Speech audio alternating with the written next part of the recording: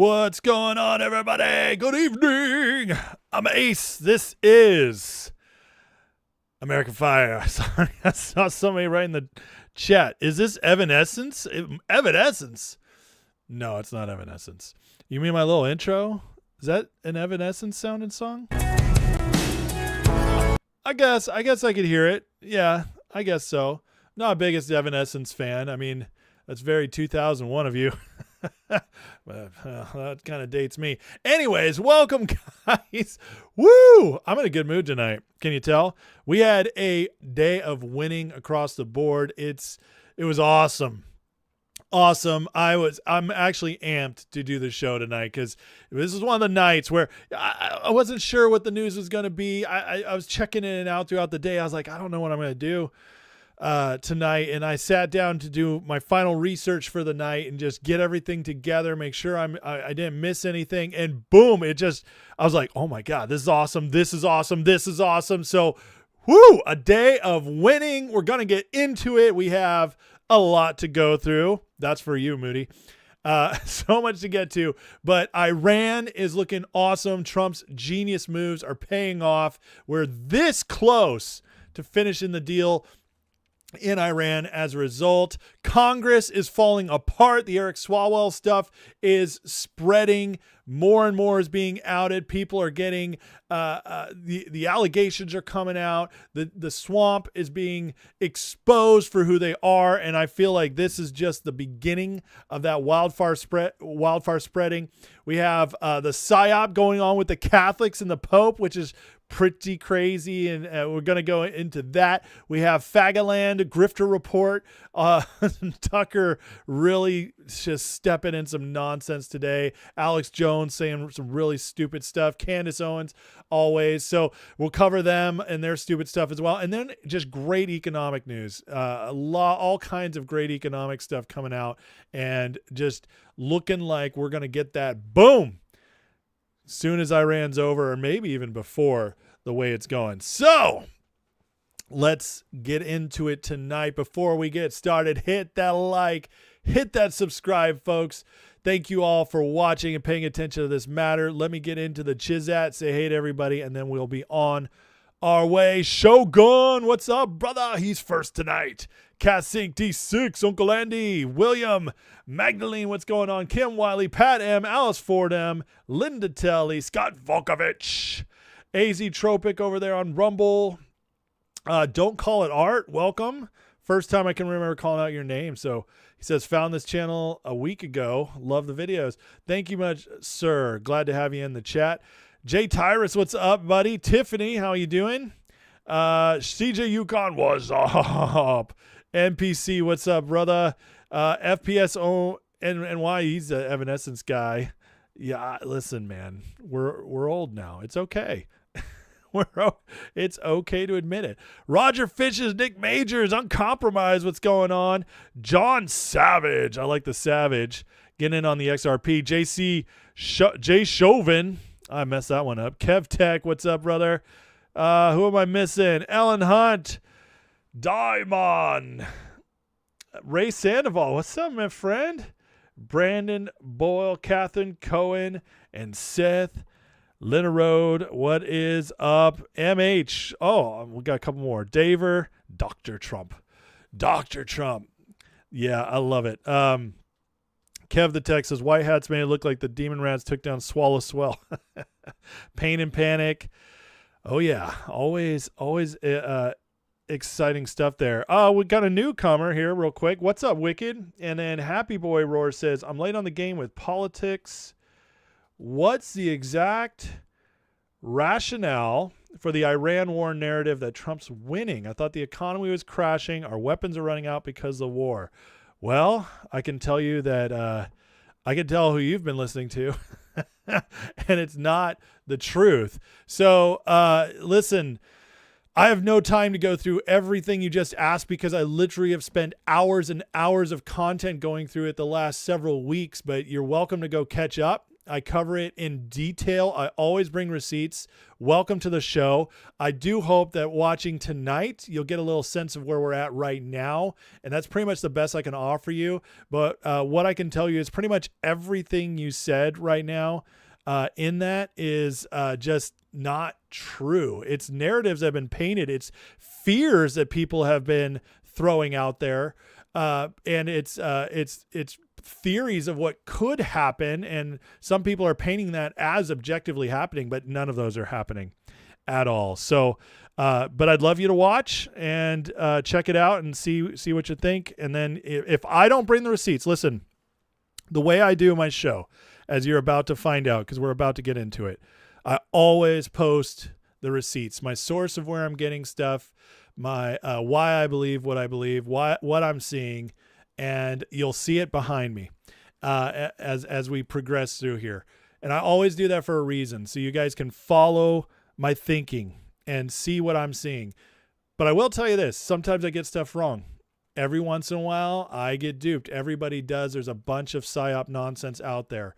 Like the other night, I played a Tim Pool clip that was taken out of context, and that was on me. I was in a hurry when I found it. I didn't take the time to look at the longer clip, and but listen, I edited it out, and so that later people wouldn't get duped by it, and now I'm admitting to it right now. So that's what you'll get here. I don't know how many others will do that for you. Okay, I really don't. So, but what you'll see here is the truth. Now, I will tell you, I'm an eternal optimist. I greatly believe in our president. I've seen more good things happen in the last 10 years since Trump came on the scene than the rest of my life. And I've been following politics for 25 years. And that includes going backwards as far as history, research, all that. But I am 42 years old. And what I've seen in 10 years of Donald Trump has been most of my dreams coming true, and most of the other ones on their way to happening as far as where I want the country to go. So I'm an eternal optimist. I'm very excited about the future of our country. I hope that wasn't a Freudian slip. And I'll bring the receipts as we go through it. All right. Does that work for you guys? Beth says, I'm so tired of the black pill doom and gloom. I love this channel. Everyone's down to earth, open-minded, supportive of the great president. Thank you so much, Beth, and glad you found me. I will say this before we get going, because the chat tends to get going really strong here. Listen, if you're new, welcome. Please enter the chat. I love it. I love comments, questions. Please tag me, do @ace. If you want to get my attention, or you can always send a super chat, which I'm not asking for your money, but I'm not telling you not to do it either. But that way I can definitely see it if the chat's moving fast. And then other than that, guys, the only rule I have for the chat is no trolling, no disrespect. If you have a disagreement, that's welcome, but do it respectfully. Trolls will be banned. This is my house, and I'm not the government, so I'm fully okay with private property, which technically I'm in YouTube, but it's my channel. Private property rights, and I will kick off the trolls. So that's that. All right. Okay, now, you guys ready? Now we're going to get started. Okay, let's get in. We're going to start with Iran tonight, because Iran is the big, most important thing going on in the world right now, because as Iran goes, as Trump navigates Iran, so does so much else. Okay. This is he put his political, all his political power on this Iran gamble. He's put up the economic gamble on it.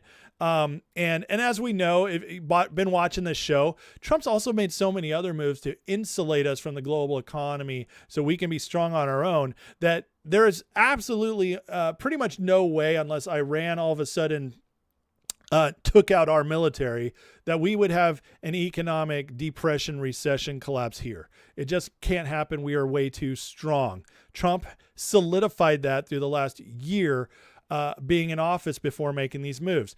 However, it can, because of the oil prices, it can impact inflation and goods, exports, so on and so forth. So there will be an impact if this doesn't get solved. So Trump gambled a lot on this. He gambled that his base, who doesn't want war, he promised no new senseless wars, and no new forever wars. So to that, the MAGA base is holding him to those promises. Don't believe all the hype out there, everybody else saying what he said. No, I followed this man. I watched every bit of his campaign. You can go through my videos. I did 3.5 years of these videos. I covered the entire campaign. He never said it. He never said it in 2016 either. What he's always maintained is boots on the ground getting stuck. If we get out of Iran relatively quick, which it hasn't even been 2 months yet, we get out quick. We don't have our boys on the ground out there, and women now, don't have them on the ground, 100,000 plus trying to invade, getting stuck, all that, Trump wins. That's it. And we stick with him. And that's why MAGA polls approval of Trump stay between 85% and 100% approval. We trust him. He's been doing it. On the upside, so the downside is he could have lost his base and he could have dinged our economy. The upside, as we've been covering, is massive. You cut off City of London's proxy, you get them out of there, which is the home of the deep state, the global cabal, the globalists, Davos, all their future plans, World Economic Forum, all starts there. City of London, EU, all that. This is breaking them, and Europe is in shambles right now. It is weakening China. And we've already exposed China is nowhere near as military savvy as we are. Trump has exposed that. He's exposed the lies that Iran would start World War III if we ever went there because Russia and China would jump in. They didn't. So proof. He's opening our eyes. We're watching as NATO refuses to help. First time since World War II. The UK and all those NATO countries want to get involved with us. Kind of tells you something, doesn't it? They didn't want this one to happen. And it's because it hurts them. It's not part of the plan. It's all part of the plan. And not this time. This war has already been won on so many fronts. Iran setbacks 20 plus years with its military easily. There's a lot of wins, but the tying up has got to happen. So Trump, after this brilliant blockade he put on the Strait of Hormuz, the U.S. is now enforcing. So Iran's economy is on the verge of collapse. The siege mentality, well, it appears they're already starting to cave a little bit. And Trump is very confident. Here's him on Maria Bartiromo tonight. I had to divert because if I didn't do that, right now you would have Iran with a nuclear weapon. And if they had a nuclear weapon, you would be calling everybody over there, sir, and you don't want to do that. Well, you keep saying was. Is this war over? I think it's close to over, yeah. I mean, I view it as very close to over. You know what? If I pulled up stakes right now, it would take them 20 years to rebuild that country. And we're not finished. But we'll see what happens. I think they want to make a deal very badly. Trump has maintained for weeks now that we've already won the war, and effectively, functionally, we have. The only thing we haven't completed is getting out. That's it. And again, it's only been 6 weeks. This is what, week 7, 6.5. This is unbelievable how he just took out. Remember, growing up, I don't know about you guys. I'm 42. I was always told growing up by the politicians, by the pundits, by the commentaries in the newspapers, magazines, all the political peeps. I was always told there are basically 3 big bads in the world that we just can't touch. We can't fight. We just have to kind of maneuver around them and outmaneuver them constantly. And that is China, number 1, Russia, number 2, number 3, Iran. And we just spanked Iran, their military, especially back to the Stone Age. That, my friends, is it just defeats so many of the lies we've been told over the years. Again, so many lies, so many psyops told to make us think that we just weren't as far ahead of everybody as we thought we were. And now we've been proven that we're way further ahead. What we just did to Iran is what's spectacular. And I'm telling you, when we look back on this, because if Trump pulls this off, if it even only takes him 2 more months, which it won't, but if it took 4 months to defeat Iran with no boots on the ground, it would still go down as one of the greatest military offensives ever launched in history. That's a win no matter how you slice it.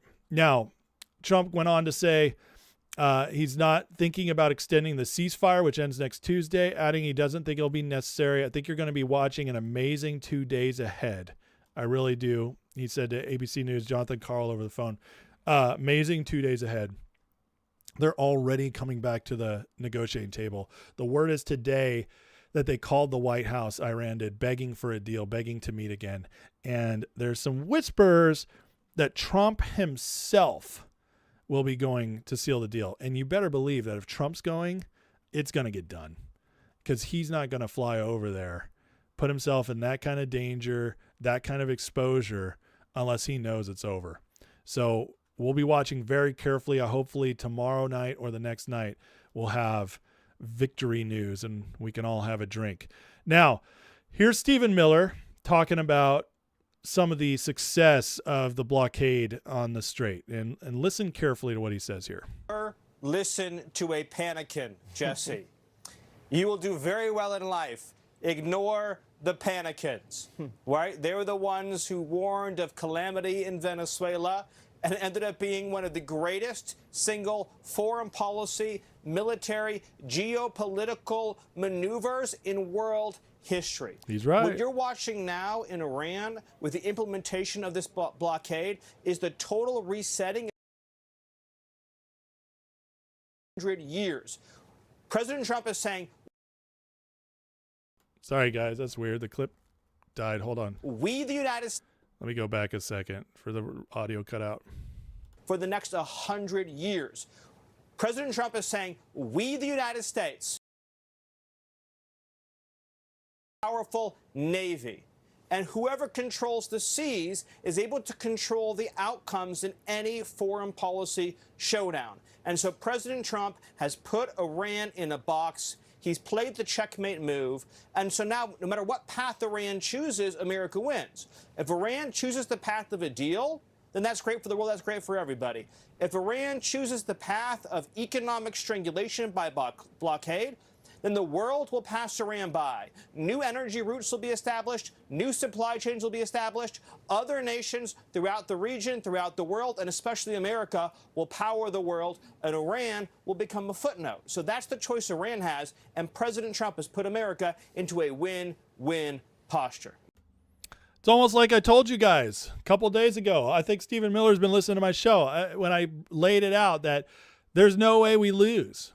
There's no way we lose this war. That is the leverage Trump has now given us in this. So don't listen to the panicans, the liars. Listen, everybody, and I mean everybody, dooming on this war, dooming on what's going on in Iran, it has an agenda behind it. Every single one of them.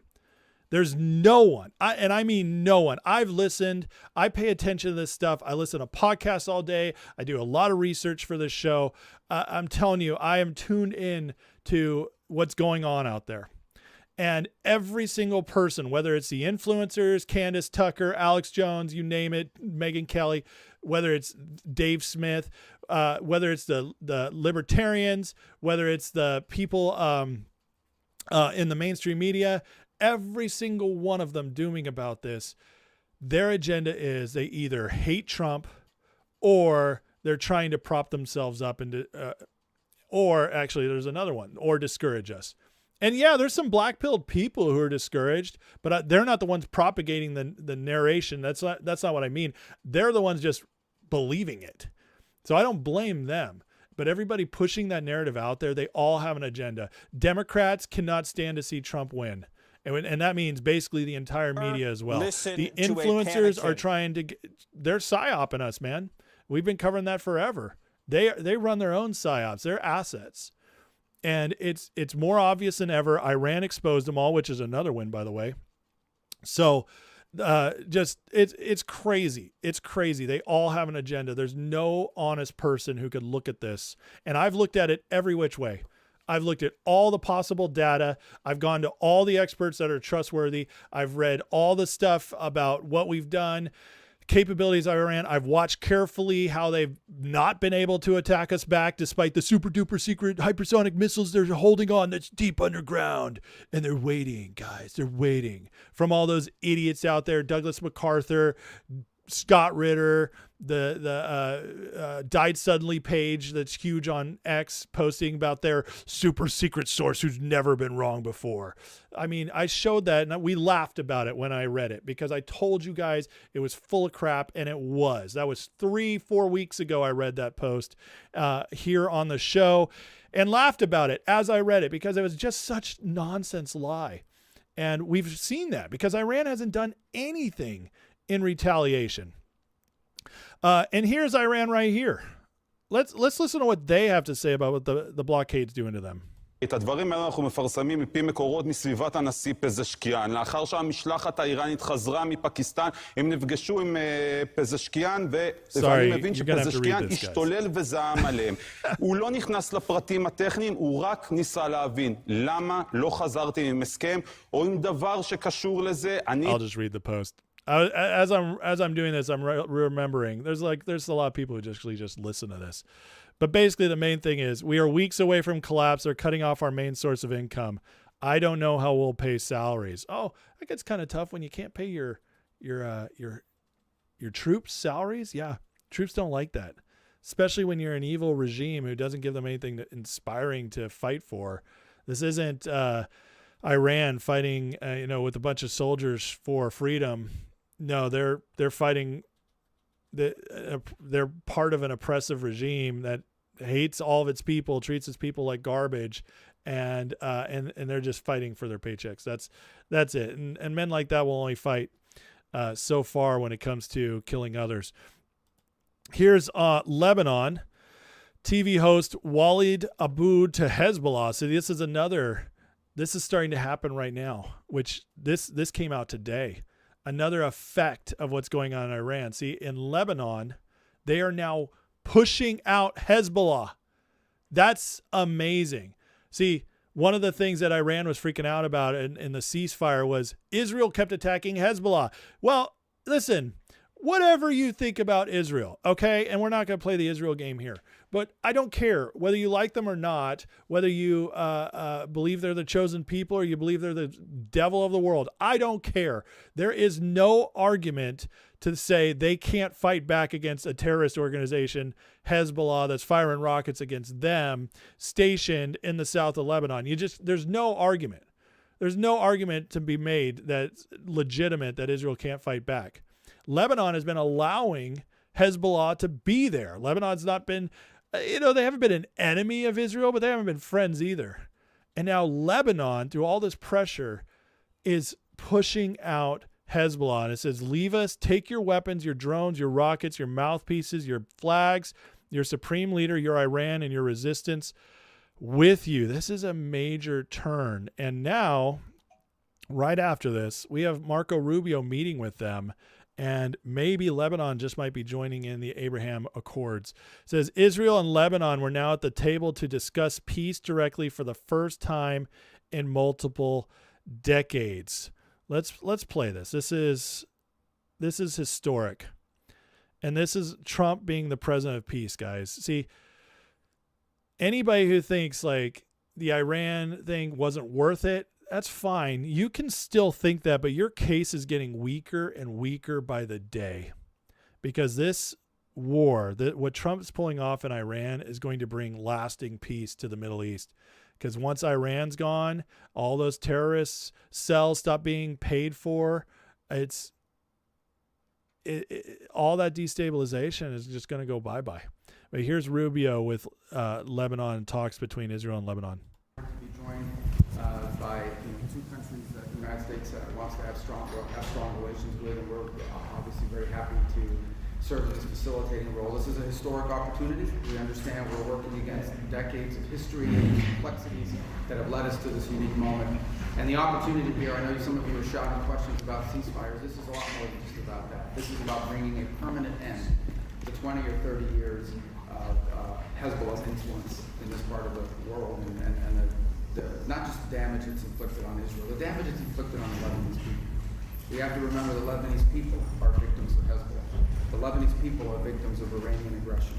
And this needs to stop. And so our hope here, and I know this will be a process, okay, all of the complexities of this matter are not going to be resolved in the next 6 hours, but we can begin to move forward to create the framework where something can happen, something very positive, something very permanent, so that the people of Lebanon can have the kind of future they deserve, and so that the people of Israel can live without fear of being struck by rocket attacks from a terrorist proxy of Iran. So that is the hope here today. That is what we are beginning to work. We are joined by excellent people who will be in a position to obviously take this back to their respective capitals.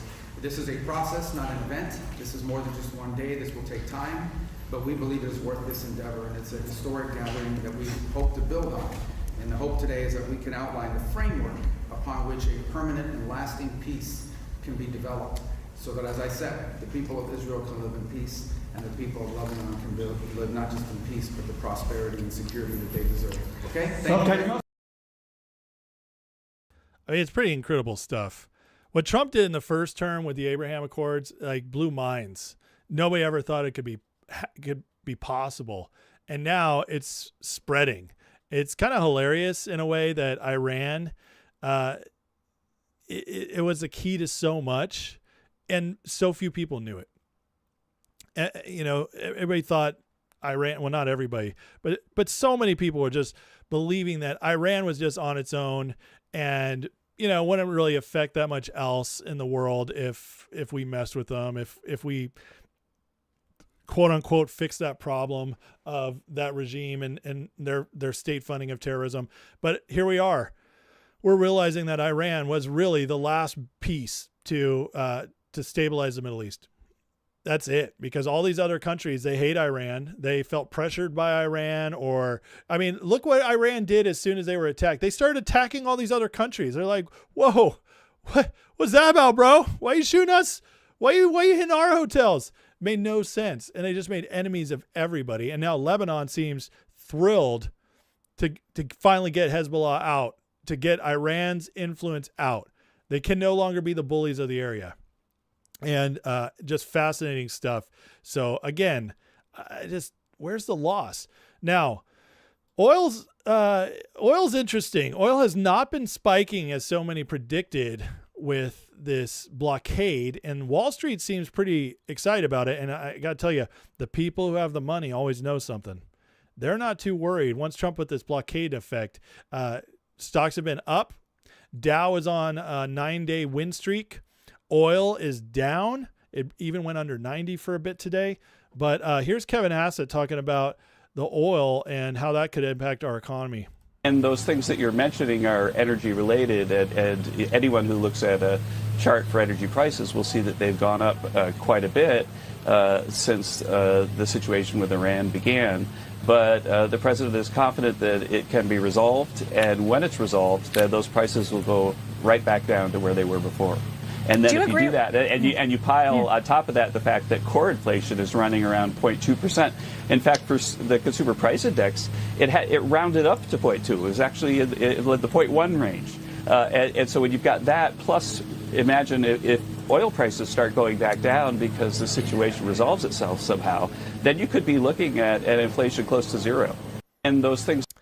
Inflation close to zero. Where we are, oil futures right now down 8% today almost. This is such a massive win. With the Venezuela oil coming in way faster than anybody predicted, even the most optimistic people, it's all in. All the people bummed out about Venezuela didn't think that worked out, but they sure look stupid now.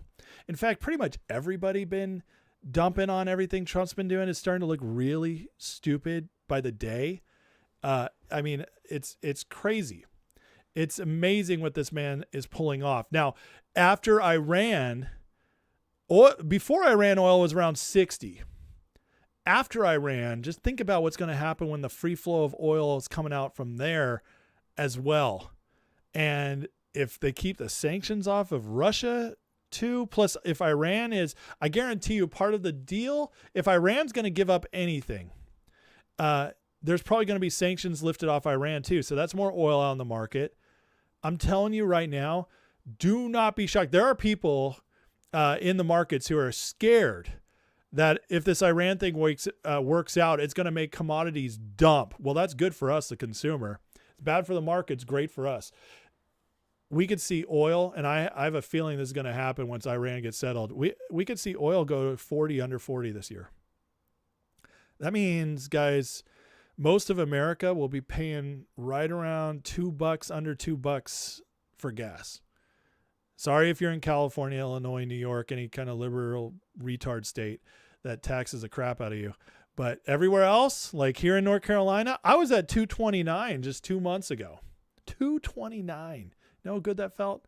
That was awesome. Wait till it gets to $1.89. Because that's what happens if it goes down to $40 a barrel. So this is working out. And this already the markets are telling you. So earlier tonight, somebody said, hey, what's going on with Iran? Everybody's telling me we're losing. Everybody's saying like the economy's crashing. Really? Well, if that's true, then why are the markets up? Why is oil futures going back down despite the fact that it's not over yet? Just telling you, we were told that this war would spike oil up to 150. Never even got close. Never even sniffed it. I think at the peak, it spiked to like 124 at one point, and it went right back down that day. That's why you didn't see your oil price. Well, depending where you live, I should say. I'll just tell you mine. The highest oil got here was $3.99, or gas got here was $3.99. Now it's about $3.65 again. But it did peak at $3.99. But the reason I didn't see $4.99 is because that spike didn't hold. Tells you a lot of what you need to know. Now, the bigger picture, which we always love to talk about here, because everything Trump does is not just what it looks like on the surface. And, you know, from the very beginning of Trump, he talked about the deep state. He talked about draining the swamp. And I'm telling you guys, City of London, big deal on this channel. And, you know, I always believed in a deep state, thought it was just intelligence agencies, maybe CIA, and then maybe an embedded bureaucracy. But after years of research, connecting the dots and being shown some things, it's clearly City of London. Well, you got City of London, you got Vatican as the spiritual aspect of this, which is we're going to get to the Pope here in a little bit, why that's coming out. And then you had Washington, D.C. as a big part of it. Well, Trump ended that part, and he's cleaning it up. So now this Trinity is stranded, and City of London just got much, much weaker by losing Iran, who the Khomeinis were fully controlled by the UK and City of London, which is why they have a $50 billion real estate empire in the UK. Ask yourselves this: how can this evil regime that's sanctioned to death that nobody's supposed to be dealing with, how are those leaders allowed to have $50 billion worth of real estate in the UK? Sounds like a payoff to me, but what do I know? All right. So this is a great post breaking some of this down. The unholy trinity being hit on all levels, sustained attack to bring exposure and closure.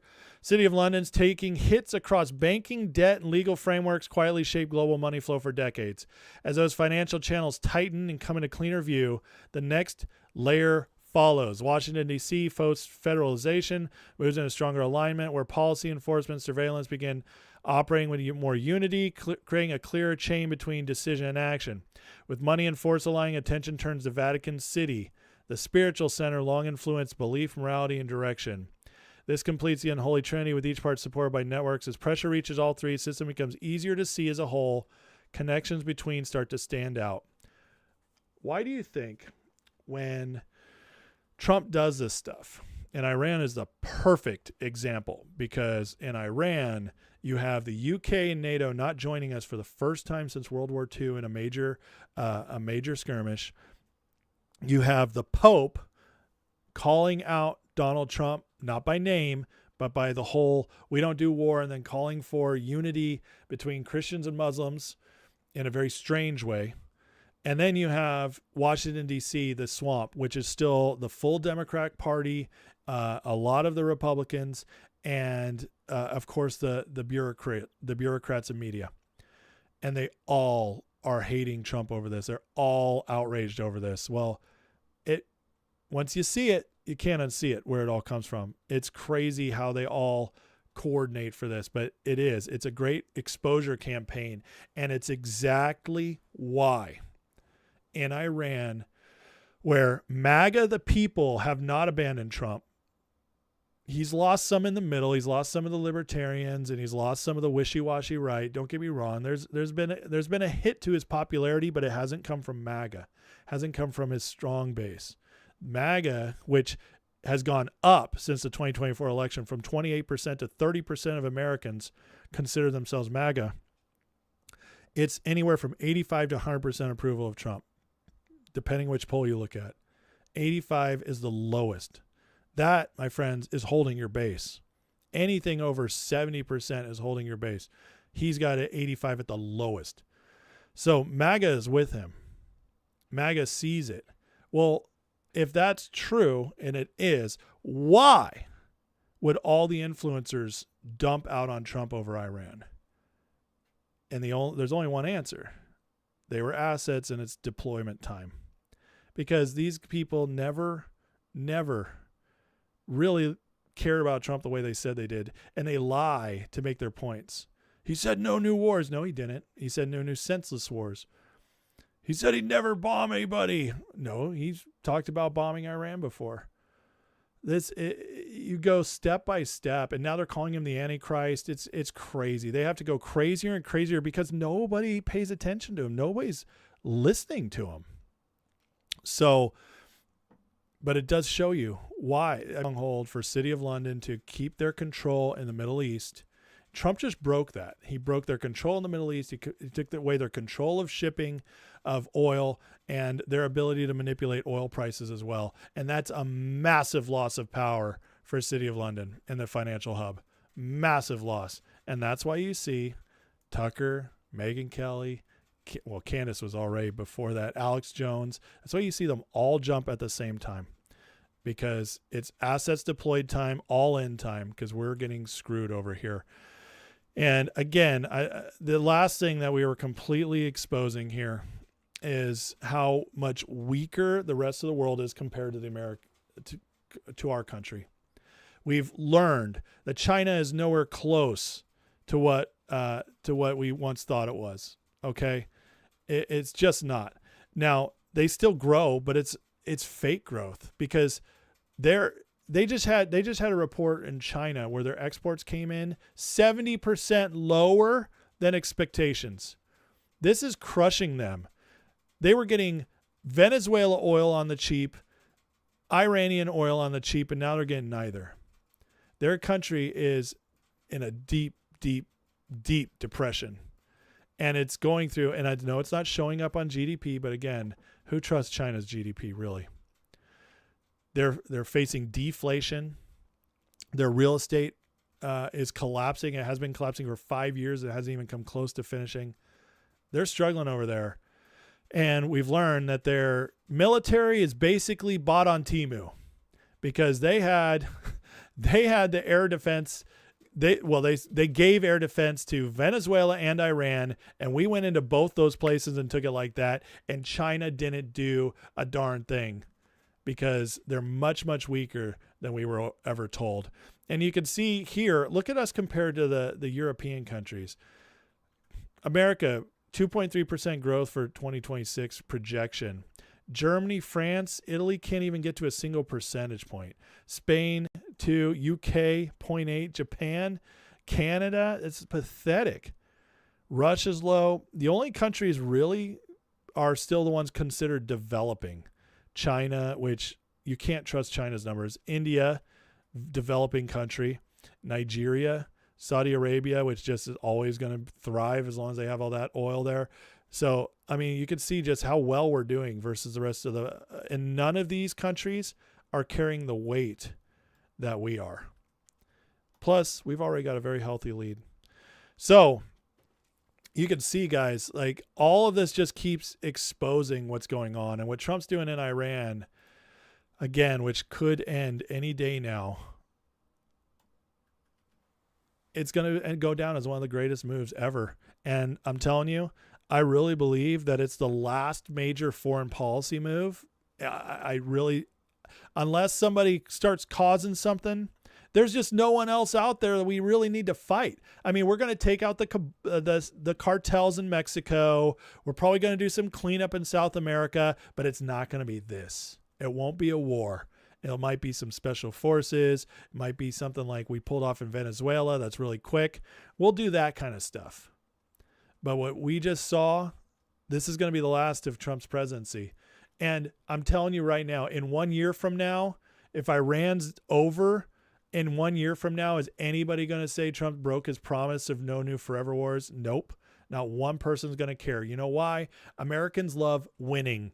And if Trump went in, wiped up Iran in 6 to 8 weeks, comes back, our economy's booming, oil's lower than ever, nobody's going to care. Nobody's going to care. And it's going to go down as one of the biggest wins a president's had in the last 50 years. And that's what we're looking at, and that's where we're headed. And hopefully I get to report that it's official in the next couple of days. So, all right. Got through Iran. Let me take a break here and get into the chat. You guys know I love to read the chat and catch up with you guys if I can. Hit the like, hit the subscribe, guys, if you're enjoying the show, if you're learning anything, you want to hang out.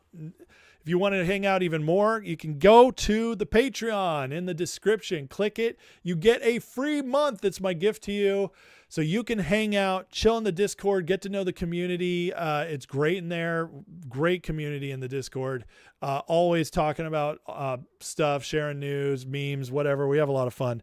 But it's also a great place where discussion is happening during current events. So in real time. So the Discord is awesome. You want to get in there. Plus I do members only lives where I deep dive stuff. There's some classes I've taught on there. Go check it out. You get a whole month to yourself. And then if you want to stay and support the channel, you can choose to do that. But until then, you get a whole month. Check it out. Just go into the description. And all you got to do is click that link. All right. Alice Fordham with the 5 memberships here on YouTube. Thank you for that, Alice. Everybody now can watch all the extra content on this channel that just received a membership. So thank you, Alice, for the support. I appreciate it. I did think I saw a super chat, so I want to make sure I get to that. I have Don't Call It Art with $5 says, new to the channel, love the videos. Please enjoy a cold beverage of your choice on me. USA. Yeah, buddy, I will. Thank you so much. Very appreciative, and thanks for jumping on. Got a new one from $4.99 from Funny Guy. What's up, man? Said Biden emptied oil reserves and still at higher prices. Absolutely. In fact, oil under Biden for a while there was about 130, 140, and we were told it was because of Russia, Ukraine. Yeah. You know what's crazy? Despite the massive lies like that are so fully and easily exposed now after all these years, think about all the lies Biden told. You know what my favorite lie Biden, well, it's not my favorite, but it's the most easily just debunkable one, was the whole idea that, oh, I can't do anything about the border. My hands are tied. I need Congress to do something. And they tried to get us to pass that amnesty bill. And then Trump just came in, shut the border down, used all the laws already on the books, and did it amazingly. Listen, if you still trust Democrats, if you still believe in Democrats, God bless you, but you might be a retard. You need to go check it out. You might need to go get some help. Same is true with libertarians. Sorry, but after all we've seen, it's pretty bad. Ellen says we ain't forgiven Mr. Langford for that one. Absolutely, that guy, total fraud, Republican, conservative from Oklahoma, just absolute crazy fraud there. Okay, let me see. Anybody tag me in anything? Did I miss anything? There's a lot of chatting going on, so I definitely won't be able to catch all you guys. Let's see here. I don't know the Cam. Listen, man, I don't know what you're on about, but I don't know what you're on about. And it looks like you're trolling, brother. So you're about to get a ban if you don't tone it down. Guys, keep an eye on Cam with all the caps. I can't quite tell if he's trolling or if he's just spewing nonsense, but I can't really keep up with what he's saying. Peter's my first name's topic. Banking Syndicate's 83 song called Mark Stewart and Mafia. The wrong name, wrong numbers. I don't know that song. I'll have to go check it out. Dave says, what do I think about the radio silence after Epstein docs were redacted? Radio silence from who? From Congress? It depends who you're referring to. We've gotten radio stuff from, radio stuff. Melania just came out and, brought the Epstein files back to I've got some Epstein stuff tonight, so I don't want to spoil it. How about we just wait till I get there?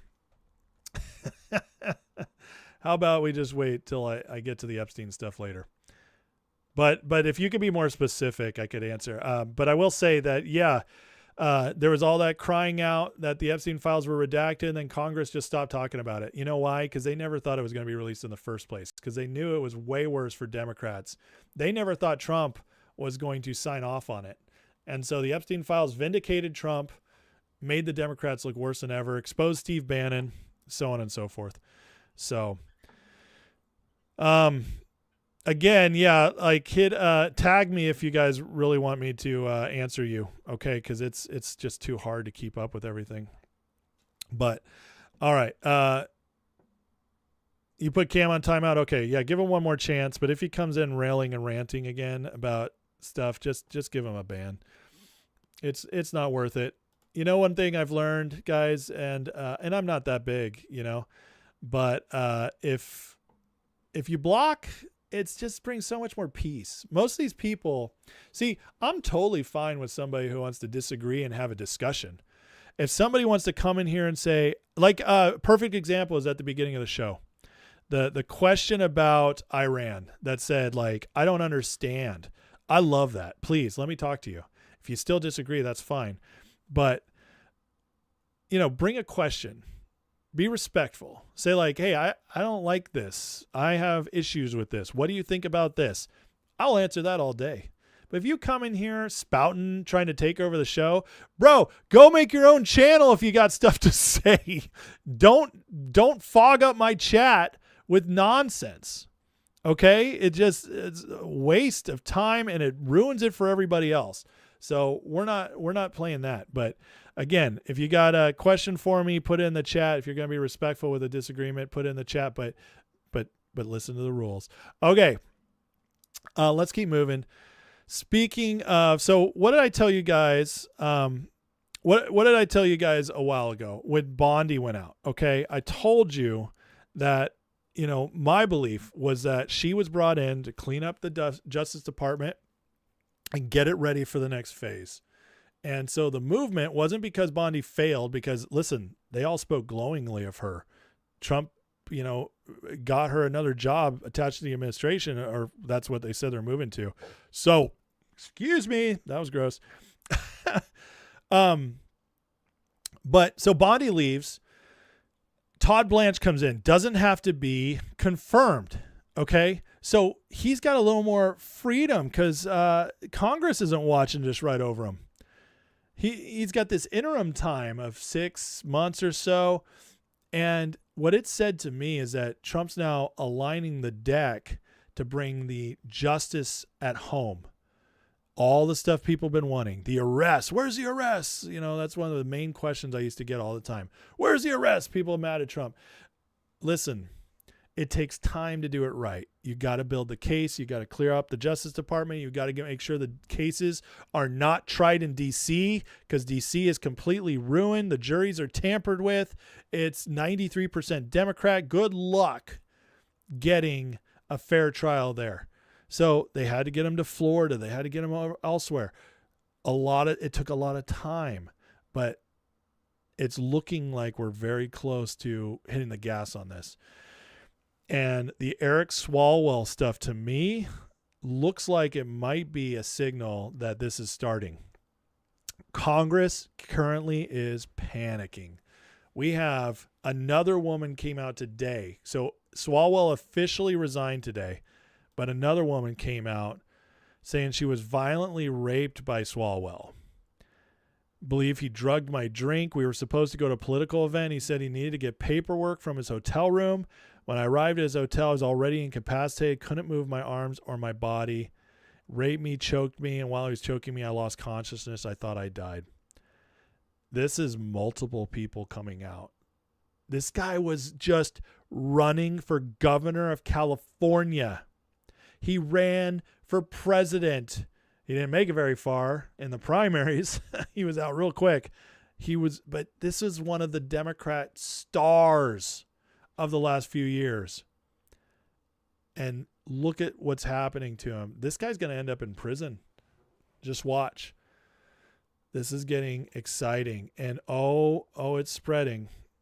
Here's Ruben Gallego, who many believe is the guy in that video with Swalwell with the underage prostitute. But look at Gallego talking about it. Watch his face. What were the rumors? It was flirty. That was flirty. And that was when? About what year was it? I mean, that was through. We've heard that. We've heard that throughout. Senator, you just said. Thank you so much. I want to clarify because in the beginning, I know we'll go back there. In the beginning, you said when you first heard these rumors a few weeks ago, that's when you called him. Then you said you've heard these rumors for years. So which one is it, Senator? So I heard rumors of him being flirty. And that wasn't an He's issue like enough bouncing. for you to not Looks trust like him he's to on watch your kids coke. or be close with him? Because you hear this, and then when you're close to somebody, and you know his wife, you see this, you see that relationship, you know that it maybe just isn't true. Have you asked him about it prior to this few weeks? I asked him about it a few weeks ago when it started coming up online. Why wouldn't you ask him about it if you're running his campaign, sir? That she had no idea about these rumors circulating about him? Every time I've ever seen Gallego before, he's been kind of low-key, kind of confident. This guy is a total piece of trash. If you ever want to find out what kind of man he is, go read about his divorce in Arizona, which was going on during the Senate race, which tells you all you need to know about who Democrats are willing to vote for. But he stole the election from Kari Lake. He got in there somehow during this disgusting divorce he went through, the way he treated his ex-wife. And now it's not looking good for him because the Swalwell stuff got him bouncing around looking very nervous. So there's little weak answers, but there's other stuff coming out about Gallego now too. Harassing behavior towards women earned him the nickname the Troll in the Arizona House. A sexual harassment complaint was filed against Gallego when he was in the House. A female lawmaker accused him of making an inappropriate remark. His behavior towards women has been known about for years. Interesting. It's all starting to come out. See, one way you get these people, one of the best ways to get them is always the sexual allegation stuff because it's spicy. It attracts attention. There's real victims involved. And listen, it's, think about this. Swalwell, who's now being accused of rape looks pretty, obviously innocent before proven guilty. I do want to play that game both ways, but I'll say this woman looks pretty valid. I'll just say that. So we'll see how it plays out. But the point is it's multiple. And usually if there's smoke, there's fire when it's multiple. And it's especially when it's on the Democrat side. And let me tell you why. Because on the Democrat side, it kind of has to be true because otherwise the media will never attack them. On the Republican side, they get false allegations all the time. It's part of the game plan. And then they have to fight years in court. But we don't play that game back on them. I'm not saying never, but for the most part, that doesn't happen. So when these allegations come out against Democrats, you got to just take it with a little bit more veracity. So Swalwell, though, he's the guy who tried to take out Brett Kavanaugh when he was becoming a nomination for the Supreme Court using I can't remember her name, but the allegations back then saying all women should be believed. Well, he's starting to change his tune on that. So Gallego, Swalwell, moving forward. Then we have Tim Burchett coming out today and saying, actually, this was a couple years ago, but just remembering that he's sure members of Congress have been honeypot victims. Next thing you know, you're in the motel room with them naked. All this is coming back, reminding us what really goes on up there. Martin Shkreli follows up his post from yesterday, going after Ro Khanna again. A number of people have called me about Ro Khanna. Roe portrays he's a clean dude. He's not. Receipts will be posted. Be patient. The dossier must be immaculate. He's building the case against Roe. Oh, my God. I will be so excited to see Ro Khanna go down. He is one of the worst. I cannot stand him. He comes across as this nice guy. Everybody on the media channels treats him like he's a regular guy. You could talk to him, even though he's one of the most hardcore, crazy leftists out there. He just knows how to talk. And then you get the whole, he was standing with Massey about the Epstein stuff. Yeah. Both Ro Khanna and Massey are not clean. They're not who you think they are. And that Epstein stuff was never about getting the victims justice. It was always about trying to take down Trump. And now they just don't have anything else to go with. So they're going to just keep going in circles. FBI invite. Kash Patel calls Swalwell to sit down with the Bureau after Congressman resigns amid sexual misconduct allegations. Manhattan DA has opened a criminal investigation. The House Ethics Committee launched a formal probe Monday. Swalwell denied, but apologized for unspecified mistakes. Why would Kash Patel be calling him in? Think maybe it's to cut a deal? You know, in The Dark Knight, when the Joker looks at the Asian guy who's the accountant for the mob, and he goes, I know a rat when I see him, and that's a rat. They'll make him squeal. Well, my friends, I know a rat when I see him, and Eric Swalwell is definitely a squealer. You think this guy could handle time in the joint? This guy, this is one of those guys. It's always the guys who act tough who are the weakest. And I can tell you right now, Swalwell's going to be bawling like a baby if he goes in before the FBI. And if they offer him anything, he's going to drop names. Oh, I can't wait to see what keeps going with this. But I'm telling you, it's definitely ramping up. We have Stephen Miller. He's got a nice little take on this. Let's listen to Miller. We have you here. Has the president said anything about Swalwell? I don't know if he said anything. Has he been following that? Why, has he had a bad week, Jesse? I haven't been watching. You might be busy with bigger matters of war and peace. Couldn't have happened to a better person. But look, here's the most important thing if we have 10 seconds on this, and I'm sure you would agree with this. The most important part about this story, and look, Swalwell is a scumbag. He is a terrible person, the worst of the worst, the lowest of the low, the most dishonest and the most dishonest. But the real story here is how the Democrat Party controls its members through blackmail. It's got a blackmail file on all of its politicians, and it uses them to leverage and control them until it's time to release it. That is how sick and twisted the Democrat Party is. That's the next thread we've got to pull out here, Jesse. Did you hear that? This is the guy who is basically he's if he's not number one, he's close to Trump's consultants. He's proved loyal to Trump. Trump's kept him along this whole way. If he says the Democratic Party has this dossier on everybody, I'm guaranteeing you it's true. Stephen Miller, you can love him or hate him, but the dude is right, like all the time. And he's not the kind of guy who goes out there and just throws crap against the wall. He's always got receipts. He's always got reasons for saying what he does.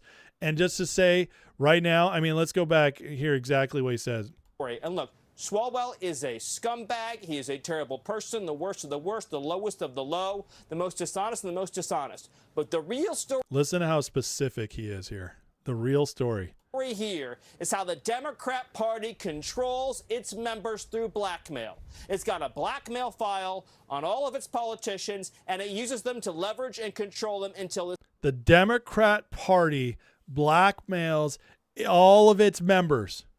It's got a file on all of them to blackmail them and control them. My friends, that is a very specific allegation. That's not saying, oh yeah, well, we think the Democrats hold stuff over each other. What he just said, with that specificity, that could be considered, I mean, he could be sued for that. Now, I know he didn't bring a name into it, but maybe the DNC or somebody. But basically, that kind of specificity you don't say. In politics, you're very careful unless you know it. You better know before you get that specific. Now, I don't think there's anybody here who doubts that, right? Who doubts that the Democrats do that. But to actually hear it, and now Swalwell getting busted, we might be getting Gallego. There's a couple others coming up, which I'll talk about in a second here. Anna Paulina Luna's calling out names of other people getting out, and it's not for the sexual stuff. But this is just spreading. And this is the kind of thing that makes people wake up. So timing is everything, right? I don't think there's any coincidences. I just don't believe in coincidences, and I think the Trump administration is brilliant at coordination and timing on all this stuff. So Stephen Miller drops this bomb on Jesse Waters tonight while Eric Swalwell is getting busted, while all these other people, I covered George Santos last night, what he had to say. You have Shkreli calling out Ro Khanna, all this stuff going around. It's bringing a lot of attention to the perversion in Congress. And then tonight you have J.D. Vance at TPUSA saying this. I'm probably more obsessed with this than most officials, okay? Probably more obsessed with this than most people even in this room, is when you see somebody who says something in an email that suggests, there's one email I read, and it's been a little while ago, but it was talking about, one person sent an email to Jeffrey Epstein saying, oh, there were some really nice, pizzas and grape sodas or something like that. And I remember it sounded like the Pizzagate conspiracy theory, but here it was in an email from a guy. And my reaction to that was, we should absolutely investigate that person, okay? And, you remind me, I'm going to follow up on that to see whether we've investigated that person, because we should. We absolutely should. When you see evidence of sexual assault, sexual misconduct, regardless of whether you're powerful or not, in fact, you should probably investigate it more if you're a powerful person, right? I don't want powerful people, being involved in this disgusting behavior. You know what J.D. Vance basically just admitted to? I don't know if you guys could tell, but he was being very careful with his words. And I think it's because he didn't want to let anything out of the bag. But J.D. Vance basically just committed to investigating Pizzagate. That's what I heard. He talked about pizza, talked about emails, talked about sexual assaults. That's Pizzagate, friends. And so JD's here admitting this needs to be done and vowing I'll follow up on it. Now, I have a feeling it's already happening, and that's why he was kind of being careful with how he said it. But I'm telling you, this Congress stuff, the timing of it, it's not coincidental. Let the Eric Swalwell stuff come out. Let's take down a couple more. We had the other guy from Texas. He finally resigned. He was a Republican. There are going to be Republicans in this. So this is why I'm not a Republican. I don't consider myself a Republican. Haven't considered myself a Republican in years. I am independent, but I'm MAGA. I'm all in on MAGA. And MAGA's taking over the Republican Party. So eventually, when we've weeded them all out, I'll call myself Republican again. But we're in the midst of that takeover. But what JD's saying here, I mean, it's coming. They're weeding it out. You can start to see. This stuff always starts small.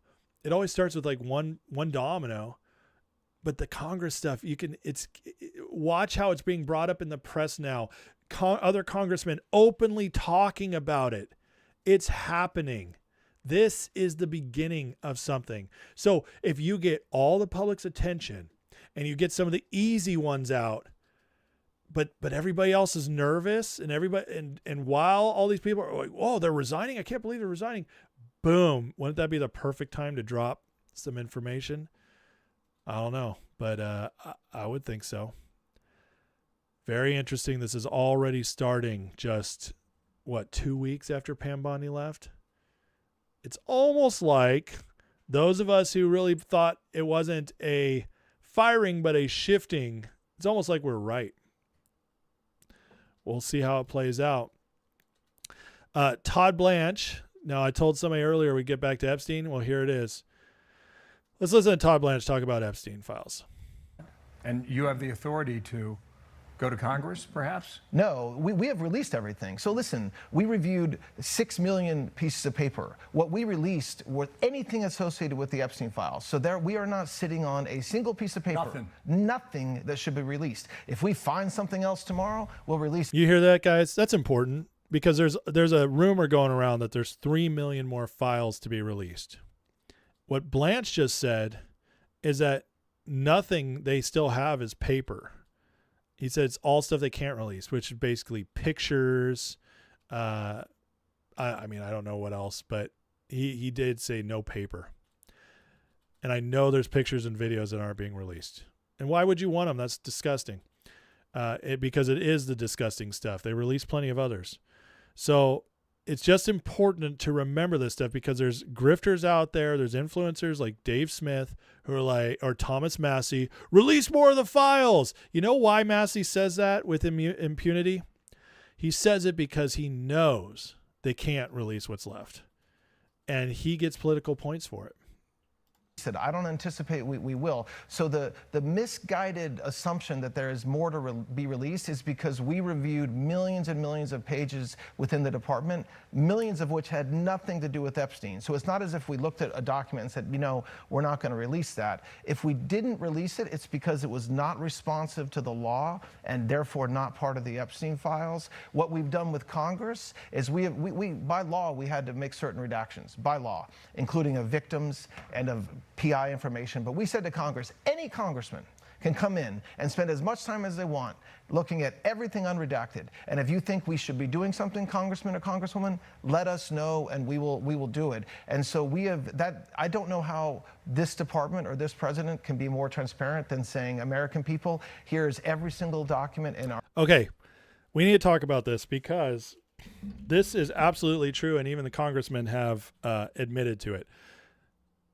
Everybody who is freaking out about the Epstein files that haven't been released yet, okay, they have access to them. Everybody in Congress has had access to them for 3 months. When was that batch released? February 15th, 16th? So, okay, 2 months. 2 months they've had full access. Any congressman. And here's the thing about congressmen, people. I don't know if everybody knows this. If you're a congressman, you can go on the floor of the Capitol and you can say whatever you want. You can name names. You can talk about crimes, companies, what they're doing behind the scenes. You can say anything and you're immune. They can't go after you. There's no going after you for slander, so there's never going to be, there's no consequences to it. You can release it to the American people. Here is where Thomas Massey is a total fraud. Because for 2 months, he's had access to all the files. He can go in there and look at everything unredacted. He hasn't once done so and brought any receipts. He one time brought names that had been redacted and he said them on the floor. It was him or Ro Khanna, but they were in it together, so I get them mixed up on this part. Came to the floor and named names. Those names that he named as, we need questions to these names. Why were they redacted? He outed these guys who were in a lineup and had nothing to do with anything Epstein ever. But the retard couldn't do his research, and instead he outed these guys and put their names out there as if they were in the Epstein files, and just by that connotation, maybe he ruined their lives. Maybe they lost their jobs over it. I don't know. But I'm saying it was completely irresponsible, and he had to take it back and call it back. These are facts. We covered them when they happened. So they have 2 months. Why? And this is the important part. If they really knew there was anything more in there, why haven't they gone in and started releasing it? Why haven't congressmen been going on the Capitol floor saying, we have Bill Gates doing this. We have blah, blah, blah doing this, going through the names. We have it. Justice Department. And why aren't they calling it out by name, by crime? Because they could. If they really meant it, they could do it, and they're not. So all this hullabaloo about release the files, we want the files. That's right there, the tell that they don't really mean it, because they have them. They absolutely, don't get me wrong, guys. I want more justice too. I do. I absolutely do. And I know there's more out there, but I don't know if they're actually in these files. And I got to tell you, if there were, and there was even one good congressman interested, they would be releasing stuff, but there's not. So I'm telling you guys, it's not what you think. Now, I will say, I think the stuff that's going to come out and be even worse is going to start coming down from this Pizzagate stuff and so on and so forth, because that has never been investigated, and that they definitely don't want you paying as much attention to. Why? Because that's got Hillary in there, that's got Obama in there, Bill, that's got the real bad stuff.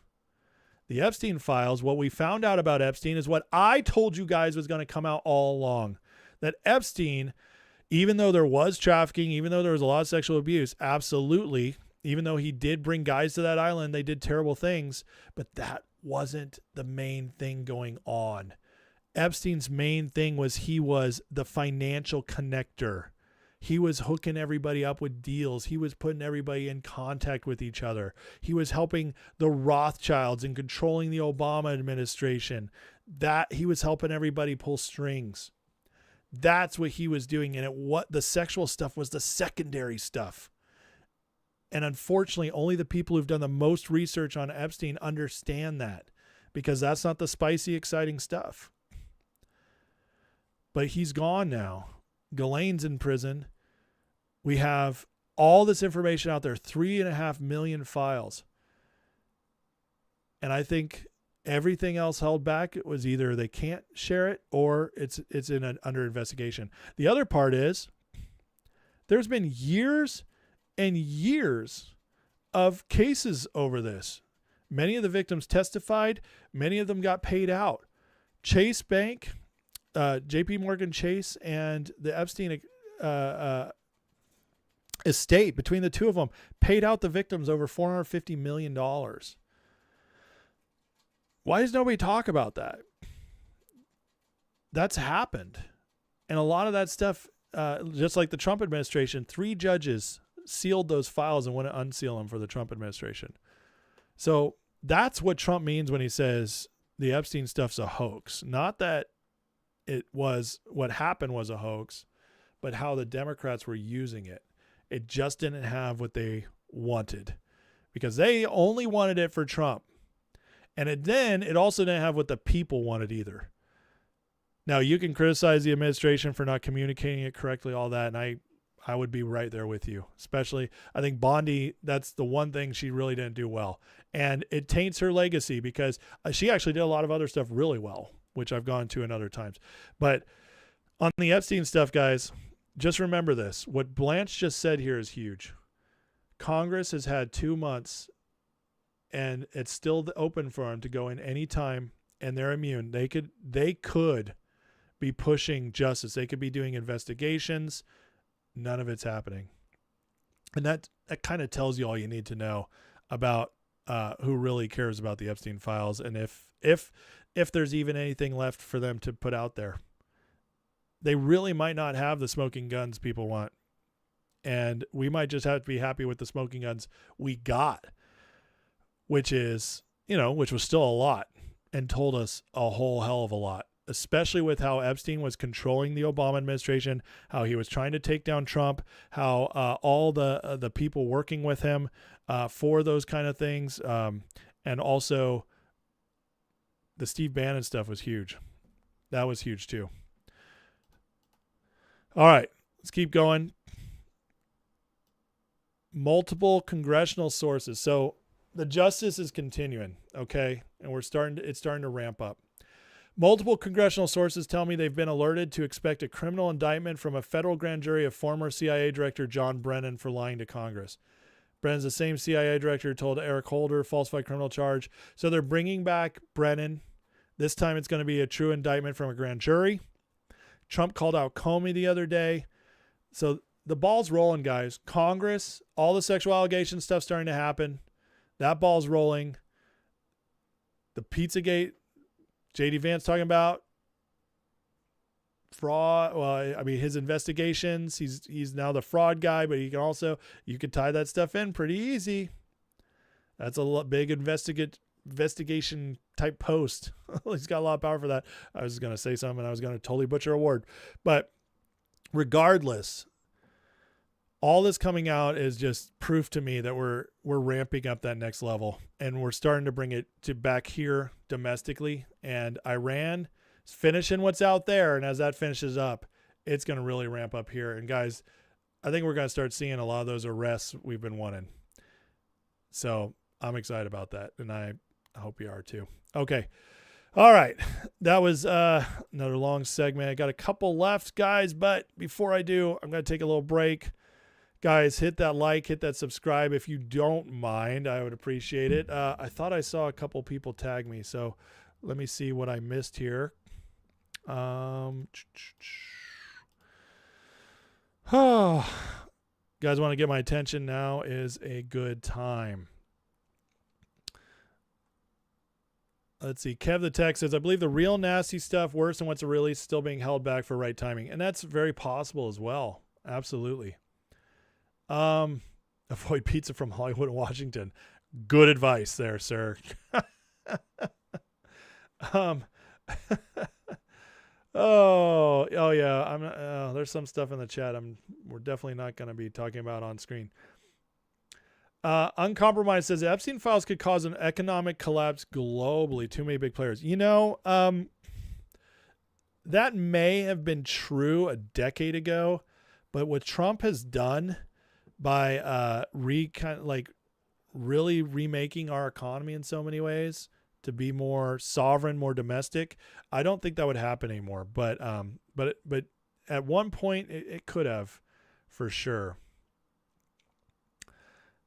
Epstein's probably switched out and serving a life sentence in Gitmo. I mean, that poor guy in LA who looked like Epstein, everybody was like, it's him. And he was like, I'm Joe. It was funny. I can't remember his name, but he made a whole thing about it. It was pretty funny. Let's see here. All right. Yeah. It looks like people didn't have much for me. You guys got your own conversations going on. Everybody's making friends in here. I love it. Jay says, Ace, earlier I believe you were trying to think of Christine Blasey Ford's name. Yes, I was. Thank you. That was exactly the one I was looking for. Thank you for that. There's a lot of information in here. I'm a junkie of politics, pop culture, all this stuff. It just sticks with me. And but the problem is that I can remember all the dot connecting. I can remember what happened. I can feel it. I can put myself in places. I can connect all these dots, but sometimes I forget the smallest details. And but it is. I do what I do what I can. I do what I can. So, Palm Beach Pete. That's it, Toe. Thank you. That's good stuff. Palm Beach Pete, that poor guy. Imagine looking like Jeffrey Epstein. That sucks. Oh, I know, Toe. Don't worry. I got more to go though, man. I got more to go. So, all right, let's go to the next segment. Oh, we got to talk about this. This actually made me angry today. So, the Pope, Trump went after the Pope the other day, and because the Pope was basically calling Trump out, though not by name, but about the war. So Trump responded, and the Pope then responded. And so now the Pope is doubling down on this thing. And I got to tell you guys, this is a total psyop. And this is the kind of thing Tucker Carlson's been pushing for a while. Now, why? Now, look, if you're a peaceful Muslim, I don't have anything against you. Go live your life, do your thing. I completely disagree with you. I wish you'd find Jesus, but you know what? If you're peaceful, you know what? We all live our own lives. But here's the thing. There's no doubt that Islam globally, especially in the third world countries, caliphate type stuff, extremely violent to Christians. And we've seen that anybody who comes from those cultures does not assimilate. It just doesn't work.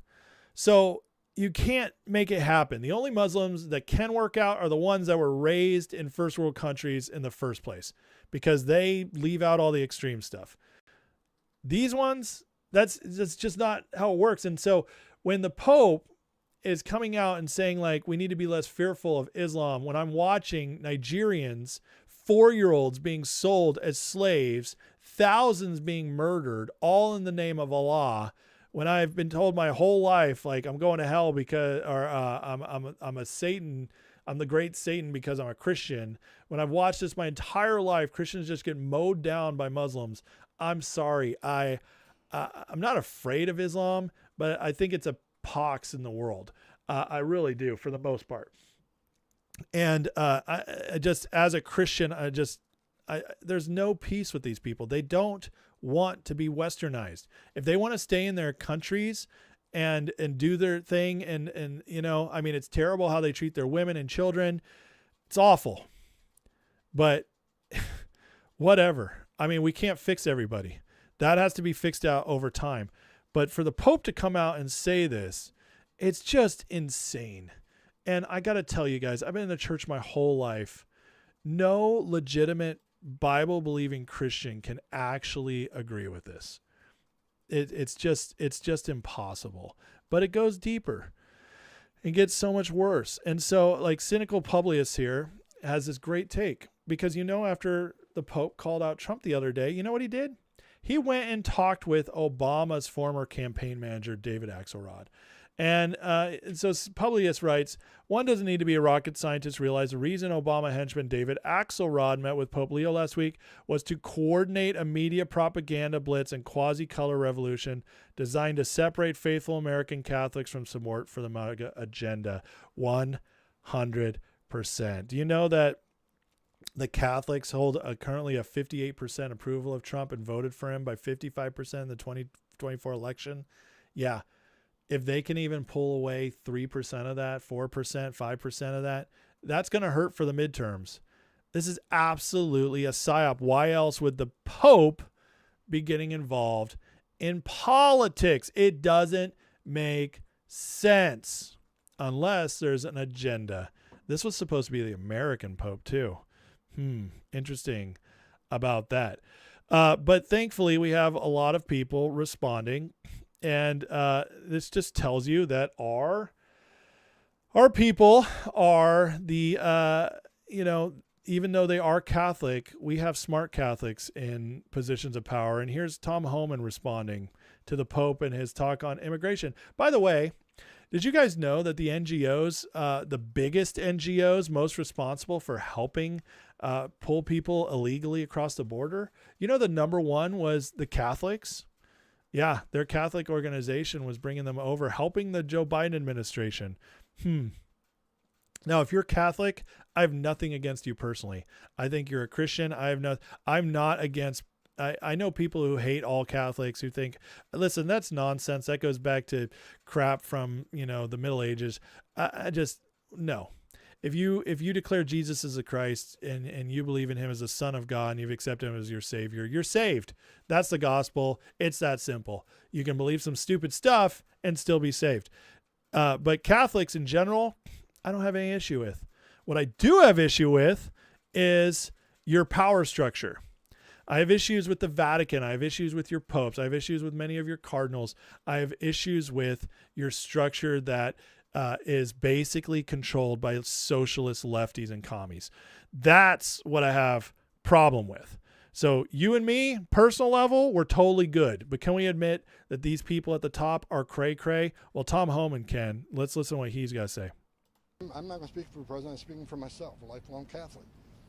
I wish they stay out of immigration. They don't know what they're talking about. Because if they wore my shoes for 40 years and talked to a 9-year-old girl that got raped multiple times, or stood in the back of a trailer, tractor trailer, with 19 dead aliens at my feet, including a 5-year-old boy that baked to death, if they understood the atrocities that happen on the open border, I think their opinion would change. And I welcome discussion with any of them, because they don't understand. Illegal immigration is not a victimless crime. Would President Trump have the most secure border in the lifetime of this nation right now? Lives are being saved. He's saving thousands of lives a year because he has a secure border. Human traffickers are out of business, right? The cartels are going bankrupt because of that secure border. I wish they'd understand that, because if they did, I think they have a different opinion. So good. Homan, man, he just has such a good way of communicating the truth. But nobody knows the crimes and the evils of illegal immigration better than Homan. He's been fighting it for 40 years. He's seen it all. This guy, I've watched him tear up as he talks about what they do to children. For the Pope, who lives in his fancy mansion, and I don't just mean Pope Leo. Pope Francis was this way. I can't really remember Benedict, but we've had a lot of nonsense leftism from the popes for decades now, going especially back to Vatican II. All right, when they did some crazy stuff. But the Pope, I never hear, and somebody could call me out if I'm wrong because I don't pay that much attention to it, but I don't ever see big statements from the Pope about Christians being slaughtered in Nigeria. I don't hear statements from the Pope about the children who were trafficked across the border. I don't hear that. And I gotta say, like, one of the things that made me so mad today, and well, we'll get to it in the Grifter Report, but it's just this idea of just basically throwing out the ideas of, in Christianity, of believing in justice and boundaries in order to instead celebrate tolerance and openness. I'm sorry, but Jesus was pretty clear. There's a narrow gate. There's one way to heaven. I don't know how you can be more exclusionary than that. Now, the inclusionary part is everybody's invited, but you have to choose the one path.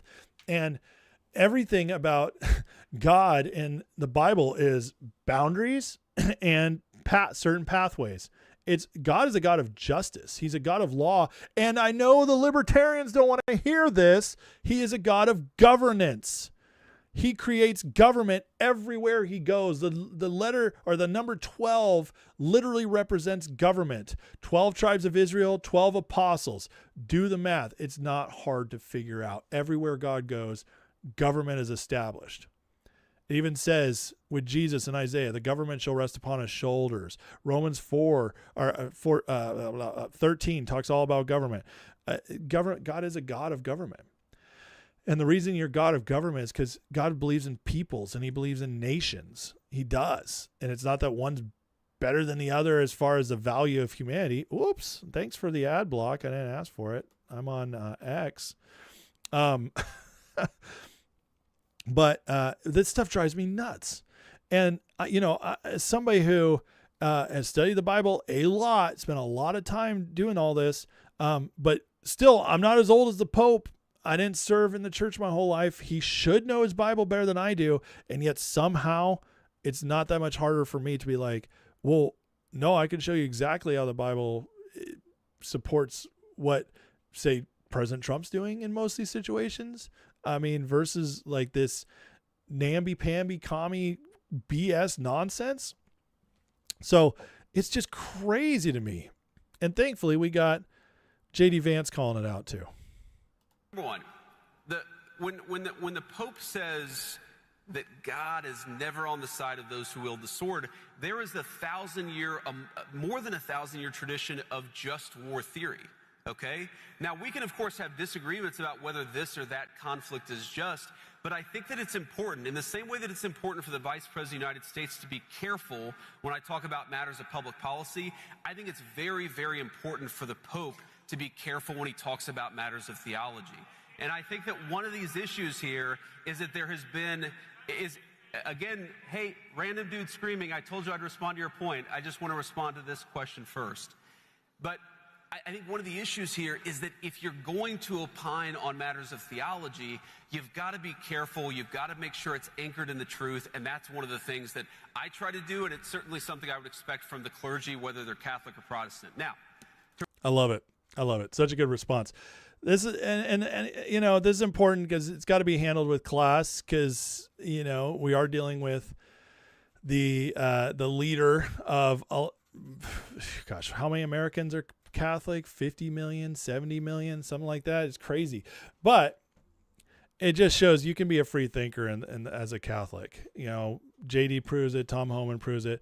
But again, why why do all this now? And the Pope, well, I'll just go back to this post. Meeting with David Axelrod, the campaign guy for Obama, strategist, media strategist. There's only one reason you meet with David Axelrod. I'm sorry, he's not that big a deal. I mean, the Pope, one of the most famous big people in the world as far as position, as far as so many people know him, consider him a leader. It's just, there's not many bigger people than the Pope. And you go see David freaking Axelrod. Come on, man. Like, at least make it hard for us to figure out. At least make it so he can't, like, you know, tell what you're doing. But anyways, just crazy. And people wonder why, like, you know, I get crap all the time for being too much, too trusting of Trump, too like, oh, you got to see the other stuff. And I'm like, well, why? Because every time somebody's going hard after Trump, I see this kind of nonsense happening behind the scenes. And again, like, the only one I don't see that with is Trump. So it's not hard for me to see it. So anyways, let's go on from that. And like, let's get right into the grifters right now, because they started, running with this, and it was Tucker especially getting into all this stuff. But Tucker Carlson Network, so right under his name, the people in charge don't want you to know this, but Muslims love Jesus. This is news to me. It says Islam reveres him as a major prophet and messenger of the Lord, believes he performed miracles, states he'll return to earth to defeat the Antichrist. That's why Donald Trump's painting depicting himself as the son of God offended the president of Iran. Are we supposed to care about offending the president of Iran when we're at war with them? I mean, do these people even think before they write this crap? It says it was an attack on his religion as well as Christianity. Today's Morning Note newsletter covers Masoud Pezeshkian's condemnation of Trump's desecration of Jesus, Iran war's gutting effects on America's housing market, Colombia's plan, blah, blah, blah. I can't, it's like, okay, so if that offended the president of Iran, how does the president of Iran feel about Muslims killing Christians? Doesn't that offend Jesus? If you loved Jesus, would you really have, would you really be okay with killing the people who love him the most? The logic here is so insane. It's just not there. There's no connection there. You're just making stuff up. And it's so sad to me because Tucker has fallen so far. Listen to this response to Tucker, responding to the polling saying most young conservatives see radical Islam as America's top threat. Interesting. TPUSA did a poll during AmFest, or I guess it was after AmFest, and they asked the audience, what they considered to be the greatest threat to America. And they did put radical Islam at number one.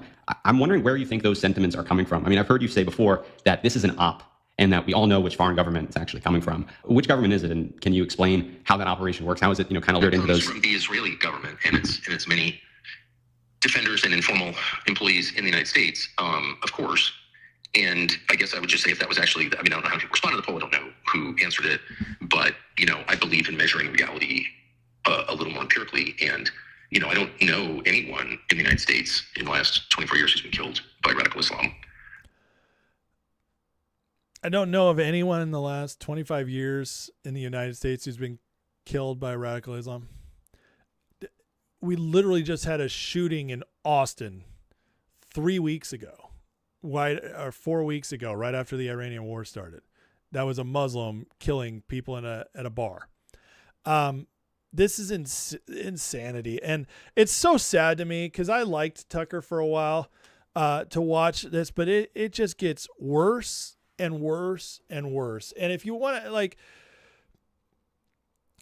we went from the we just did the Christian psyop thing. I covered that last night.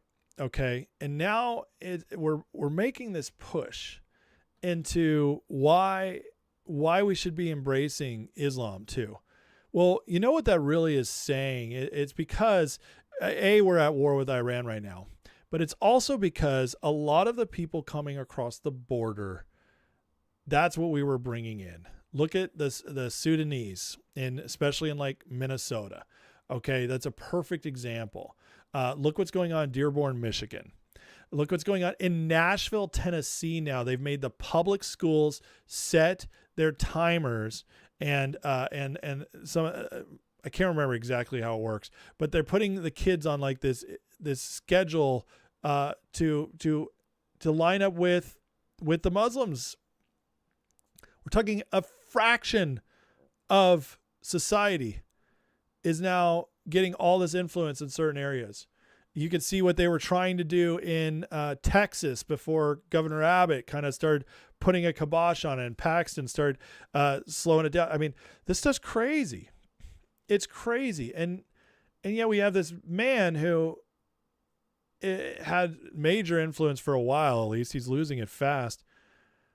But one of the reasons he had influence because he was saying the right things as a Christian man in a nation that's clearly turning back in that direction.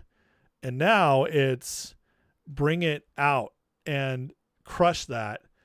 And let's celebrate Islam as if it's the same as Christianity. I'm sorry. That is crazy. And it's a legitimate subterfuge to crush the direction our nation's starting to head back into, and also to crush and look past the foundations of our nation. It's bad is my point. It's getting really, really bad with these people. Now, because I don't want to leave them out, we'll go through a couple of the other grifters doing their work these days. We have, and I'll just run through these kind of quickly, but tonight's live, Alex Jones, the title, China denies sending weapons to Iran. That's interesting. So Alex, who's just crashed out on Trump, has gone full anti-Trump, calling him out. Also, basically hinting at him being the Antichrist with his, he's got the Luciferian stuff in there. Why is he putting that in his picture? Gone full out. And now he's just outright showing us he's not smart anymore. I don't know how else to interpret this, because the title, China denies sending weapons to Iran. Do you know what that title's implying? It's implying that we should be trusting China over our own intel, over our politicians, which, I'm not a fan of our politicians in the most part, but I do trust Trump in this administration, who I voted for. And as bad as our guys are, I'd still trust them over China 90% of the time. Like, I'd have to see real evidence behind it to believe China. Why lead with that? That's crazy to me. And it tells me, again, he's doing it in a different way than Tucker, but this is all about trying to get us to distrust our people who are actually trying to fix things. We never saw, I'm sorry, but when Reagan was president, George Bush was president, the liberals weren't turning and saying well, we trust China more. You just didn't go there. Why? Well, Bush was obviously deep state controlled, and Reagan was neutered. I don't think he started deep state control, but then they shot him, and I think he wasn't as big a threat by the end. But the point is that this just doesn't happen. Republicans during the Obama years weren't saying, well, we're trusting China over Obama. No, because we're still Americans. And we know China, they don't care about us. They're only caring about themselves. So start it like this, as if the big bombshell is that China has revealed something to us. I mean, that's what we call a psyop, folks. And he's just getting his viewers, his people who still trust him, to stop trusting everything the Trump administration is doing, even at and then Candace. So tonight's a TPUSA thing going on. Candace just full on going back after Erica Kirk on the eve of a TPUSA event. Listen, I'm not going to get in. I don't want to hear the whole, oh, well, you haven't watched. This is what people keep saying to me every time I go after Candace. Well, you don't know what she's actually saying, man. You don't know what she's. Dude, listen, I'll say it for the 100th time, but I'm going to say it shorter than ever. I believe there's more to the story with Charlie Kirk. There it is. The next part of that statement is that I also believe everything Candace is saying about it is all BS nonsense, and she's a fraud. And I definitely don't think Erica Kirk's involved, but we'll talk about that another time. But she calls out Erica. This is exhausting. You pulled out because bad ticket sales. Erica says she couldn't go because she was getting death threats, and she couldn't. Which, knowing who Erica Kirk is right now and what Candace has kind of brought about, getting people to believe about Erica, I'd say that's probably legit.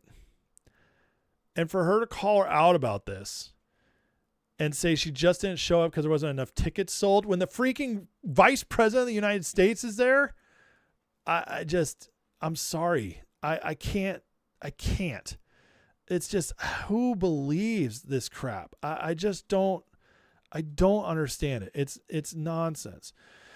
And then Candace had this to say I think yesterday. Listen to this. She's getting crazier. You can have a hologram. That probably sounds more right to me. My question is, did they take someone up on their offer to create a Charlie GPT? Because the notion signifies that there was a plot to remove Charlie and then to use Charlie GPT to convince the world that it was effectively Charlie's dying wish for his wife to replace him, right? They thought, okay, well, people are not going to believe this. He's been talking about wives staying at home, so we're going to have something that convinces them that this is actually what Charlie wanted. This feels evil to me. I have a growing troubling sense. That Charlie never said it. And speaking of a growing and troubling sense of evil. This is just like when Charlie came to her in a dream and was like, avenge me, Candace. She's got now a troubling sense that Charlie never said Erica could be in charge of TPUSA. Yeah, don't hand it over to your wife. There is a relationship that is that needs to be further explained, I think, or further understood between Erica Kirk and Ben Shapiro. It's beginning to make me uncomfortable. It keeps presenting itself. I didn't want to see it at first. All right. That's enough. The hologram part is where I was just like, are you kidding me? Yeah, so they created a hologram, a Charlie GPT that just told people stuff and ran with it. That's what they were taking for God. Who comes up with this stuff? She's so crazy. Who believes this stuff, guys? It's insane. She is a crazy person. Normal, sane people don't talk like this, okay? And everybody's like, oh, you should believe in Candace. You should listen to her. Why? Why should I listen to somebody who's married to a House of Lords member whose father's got MI6 connections? Why? Tell me again. That worked out really well for me with Tucker, who's got father CIA, Alex Jones, whose father was CIA, Sean Ryan, who is ex-CIA. That really works well when the intel guys become influencers, huh? Yeah, I'm gonna say no to that one. Here's a great little collage of some Candace, good old Candace stuff lately. I figure out who's at this donor retreat in Aspen, and I reach out, and then they alleged that this was a question that somebody had asked and said, what happens if you die? Very small group, exclusive group of donors in Aspen in August, and thus far 2 do not remember Charlie saying that. And also, update to what I said to Barron yesterday. Another donor who was at the Aspen event does remember, actually says that they do remember Charlie mentioning Erica if, situation, something happened, that Erica would know what to do. So that seems to check out. The donor, I think, is a very good person and obviously doesn't want to be on record.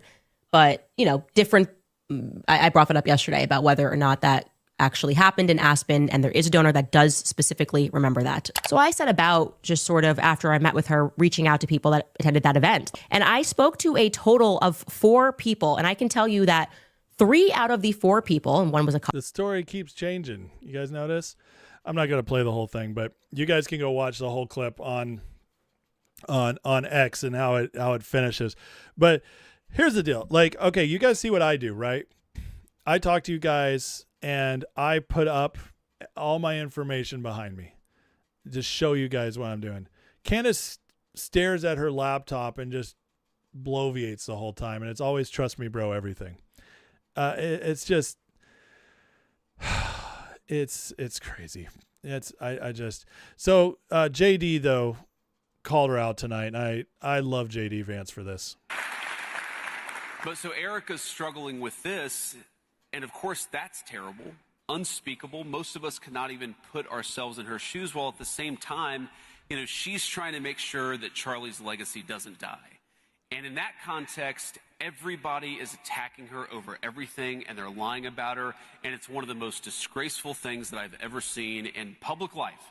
And I've seen a lot of crazy stuff in my life as a political leader. And I will tell you that the people who tell you, I was there with her, I was holding her hand. My wife was hugging her while we loaded Charlie's body onto Air Force Two and said the Lord's Prayer. The people telling you that Erica wasn't grieving her husband are full of shit. And we need to be honest about that fact. Thank you, JD. And that's where I'm at with this. I love JD Vance for saying that. The further we get away from Charlie's death, okay, the more to me I think it's obvious at this point that they killed him to destroy TPUSA. And there's others out there who say, oh, they killed him and so he couldn't influence Trump anymore. I think that's nonsense. I think they had all these assets in media.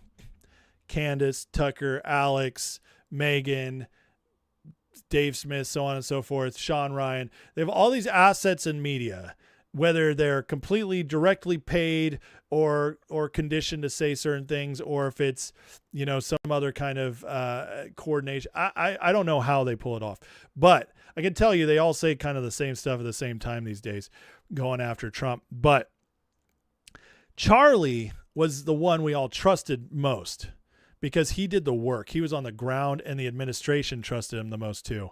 Charlie was the voice of reason, and he was changing our nation, especially with the youth, with TPUSA. Not only that, he was holding back the crazies, because if any of these people said something crazy, Tucker, Candace, Megan, people would look at what Charlie was saying and they would hold that in more high regard.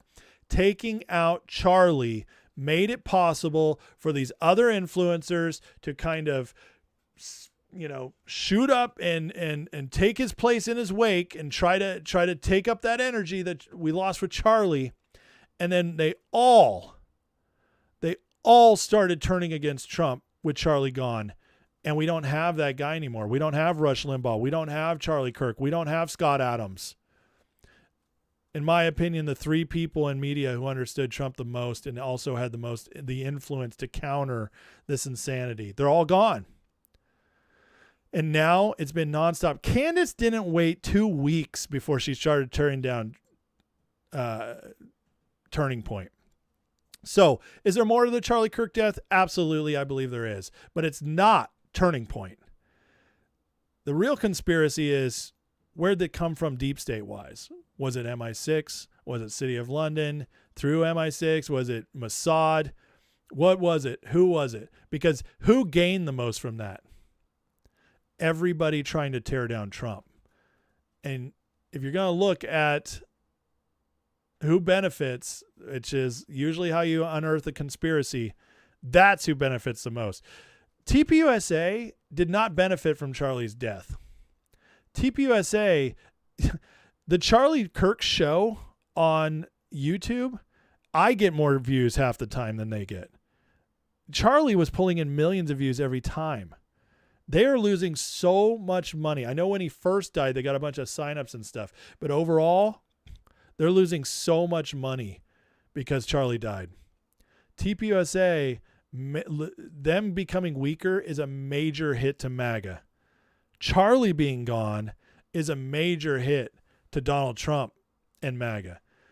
And guys, I'm just telling you, like that, that's who's making, that's who's profiting off Charlie's death. It's not TPUSA, and it's not Erica Kirk. It isn't. And so, and when JD says that, I believe him, because he was very close to Charlie, and therefore he must have known Erica as well. Plus he's VP and probably can see behind the scenes on everything. So just saying. But okay. Be careful it's easy these days to see a conspiracy in everything, because there's been so many that have come true, that people kind of always want the most sensational answer. And I'm sorry, we've gotten a lot of sensational answers that were true over the years, but sometimes the sensational answer is also not what you want it to be. And that's what you got to be careful with these influencer types. They're trying to tell us what we want to build trust, and then they're trying to change our views on stuff. But thank God that MAGA is mostly built around trusting Trump. And I've been very impressed with how MAGA has been able to see through the grifting nonsense.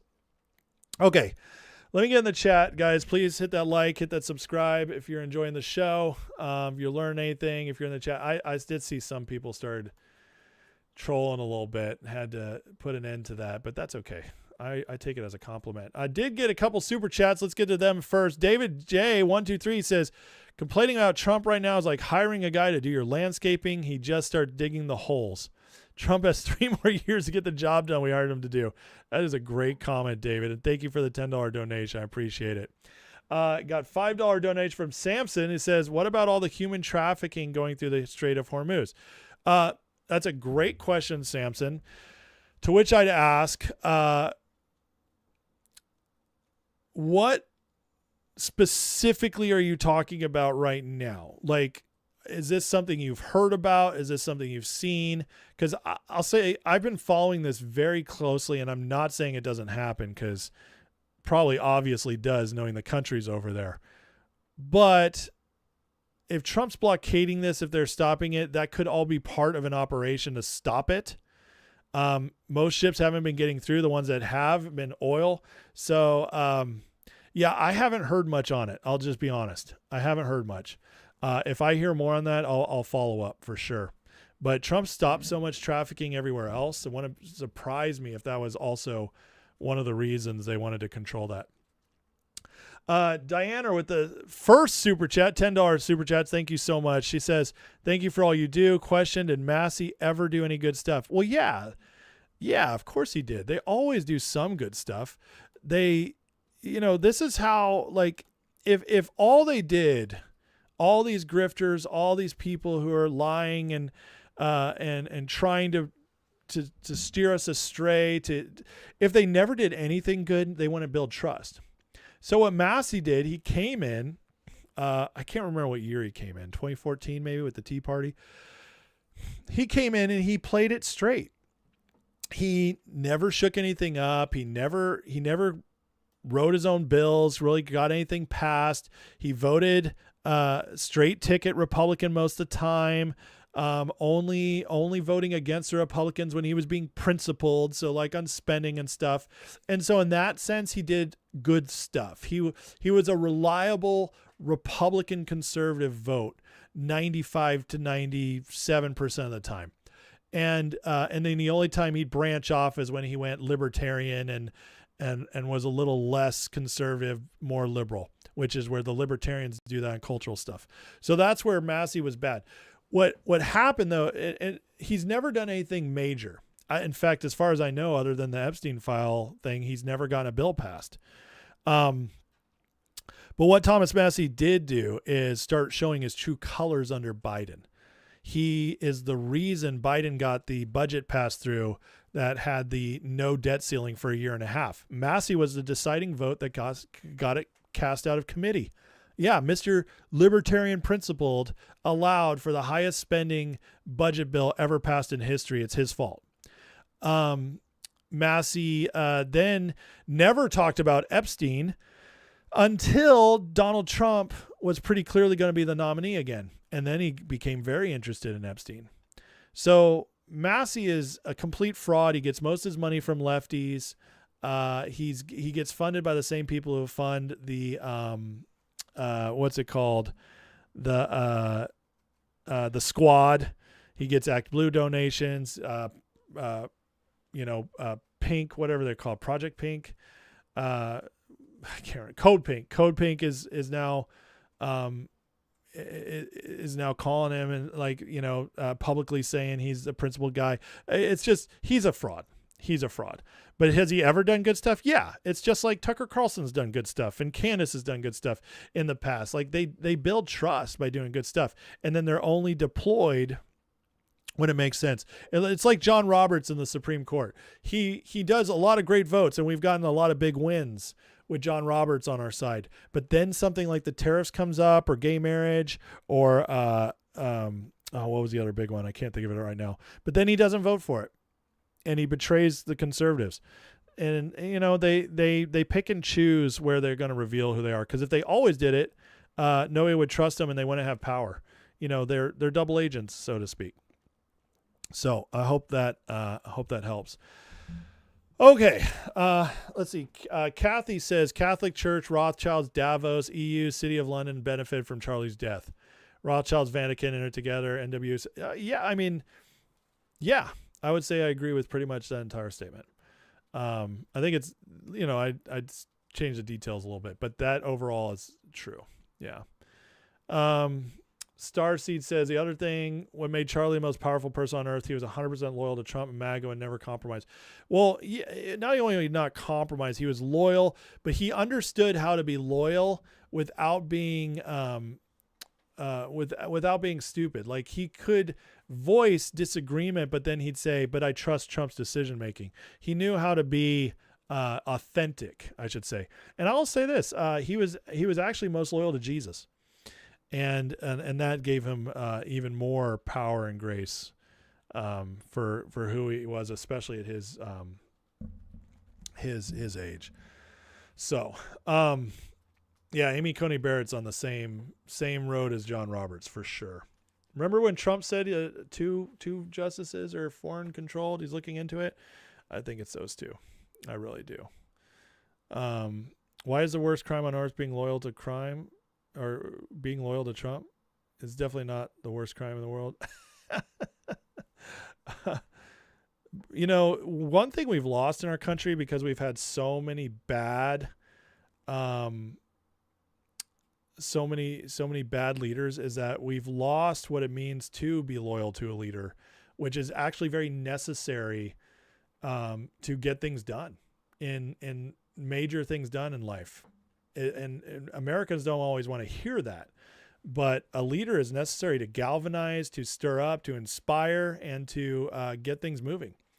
And if you don't have loyalty behind a leader, and it doesn't mean like if they totally go crazy and, or totally betray you, you stay loyal. That's, there's obviously limits to all of that.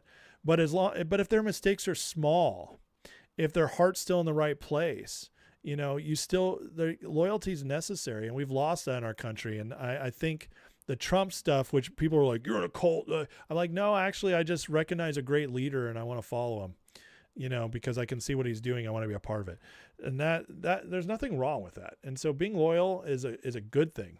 I mean, think about throughout history, the disciples, except for Judas, loyal to Jesus. That was a good thing, wasn't it? I mean, you can go. I like to go to that because it's the most extreme example. But sometimes extreme examples teach us lessons, and so there's nothing wrong with that at all. So imagine if the soldiers weren't loyal to George Washington. So it's just, there's nothing wrong with being loyal to Trump. I'll say it. I'm completely loyal to Trump.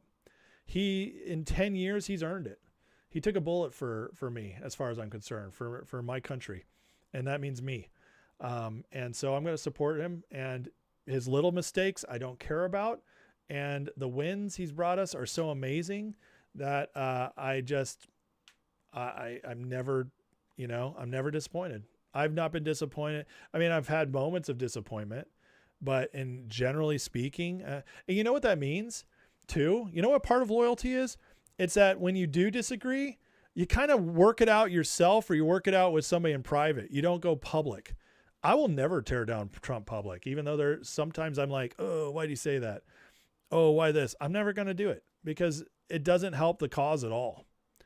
As far as I'm concerned, we're at war right now. We're at economic war. We're at war with an ideological war against communism and leftoidism, wokeness. We're at real war with Iran, and then we're in a war for our very survival and future against this globalist crap, the City of London, Vatican, EU nonsense, spiritual war, all that. And as long as we're in war, in wartime, you don't call out your leader in wartime. That's retarded. No, you get in line and you win that war. Then when you're all sitting on the beach afterwards and chilling and enjoying victory and everything's finally in place and moving forward, then you can, beat each other up a little bit. But in the meantime, we're at wartime. You're not going to hear me calling out Trump. We're not going to, you're not going to hear it here. Let's see. Beth says black pill fights don't look good either. Trump called them out. Yeah. Black pill. You know who hates black pilling? God. How about the Israelites in the wilderness that were complaining? You know what happened to them? Yeah. God killed them all. He did. He either let them all die or he directly killed them all. So, you don't complain. You don't grumble, when it's wartime, when a mission's underway. And I think the black pillars are like, oh man, it's truth to power, bro. This is American. We got to speak out. I'm like, yeah. And that's why you'll never do anything important and great in your whole life, because you have that stupid mentality that somehow criticism is power. It's not. Criticism can be good in the right setting, but it's not power. And blackpilling is the dumbest thing you can do. I'll tell you this. I've never met a person my entire life who is hypercritical and blackpilling. I've never met one, A, that's fun to hang out with because they're just miserable all the time. That says a lot. B, I've never met any of them that did anything that I envied in their life. They never accomplish anything interesting. They never become hyper successful. They might have like money, but everybody hates them. Who wants that life? Sorry. I just, the blackpilling is for losers. It is. So even smart blackpillers are losers. I don't think Tim Pool's gone full traitor yet. I'm sorry. I watch him. He says some dumb stuff. I disagree with him all the time, but he also still says a lot of good stuff. And he really, to me, does some good analysis and fair analysis on the grifter black pill stuff. So trust me, I watch these people very carefully. And Tim, I don't think Tim's gone full dark side yet. Now he might be an asset waiting to be deployed, but after everything that happened in Iran and all the other influencers, I don't think so. So I just don't think so. All right. Well, let's see. Let me get to the last thing I wanted to cover tonight, which is just like some of the latest news that just quick hits on the economy and stuff. Let me go through that because there's some really good things coming out. Okay. So PPI inflation came out today way under expectations. And that's even with the oil prices being up for March. So huge numbers. Excuse me, man. Sorry, guys. That was gross. Right in the mic, too. I'm drinking carbonated water, and it came out. Now I just set myself up again. Half the advance of the PPI for final demand goods was due to 15.7% rise in gasoline prices. In other words, guys, prices are going to go down real soon, especially once oil catches up. Trump is right about the economy. He's getting it fixed. Indexes for diesel, jet fuel, home heating, meats, primary basic organic chemicals increased, but prices for fresh and dry vegetables fell almost 11%. We're going to start seeing that come more and more to the to the grocery store. Look at this about Doge. So it was announced that they just got rid of way more federal jobs, and you can see everybody who said Doge sucked. Well, here's the federal government employees. There's a lockdown, so that was all the federal benefits going out and stuff. And then federal employees rising under Biden, and then Doge comes in, and look at what federal employees have done since. So even though Doge didn't do it the way we thought they were going to do it, or the way a lot of people hoped they would, it obviously is working. The federal government is smaller than it's been in since 1960, so 66 years. Unbelievable. Where all the fraud stuff being exposed, people are starting to figure out some of this math. Per capita tax burden in the U.S. $16,600. If you eliminate all social welfare, which this is kind of a clever way to do this, say it, but that also social welfare is also Social Security and Medicare, Medicaid. So obviously we're not going to eliminate all of it. But just an example of how much is spent on benefits in our country. So the fraud is going to cleaning up the fraud will clean up a lot of this, though, which is good. And then the tariffs and stuff too. Scott Bessent said something really interesting today. I wanted to play this real quick because of all this across the world. Oh, sorry, I got to refresh this. And my PC doesn't want to play it. Let me see if... Okay, well, maybe I'll come back to Scott. Let's see if any of these are going to work now. Well, that's not good. Looks like having internet issues. Is it coming back? Okay, here we go. Scott Bessent, who is the financial mastermind working for Trump, helping him redesign our economy going forward.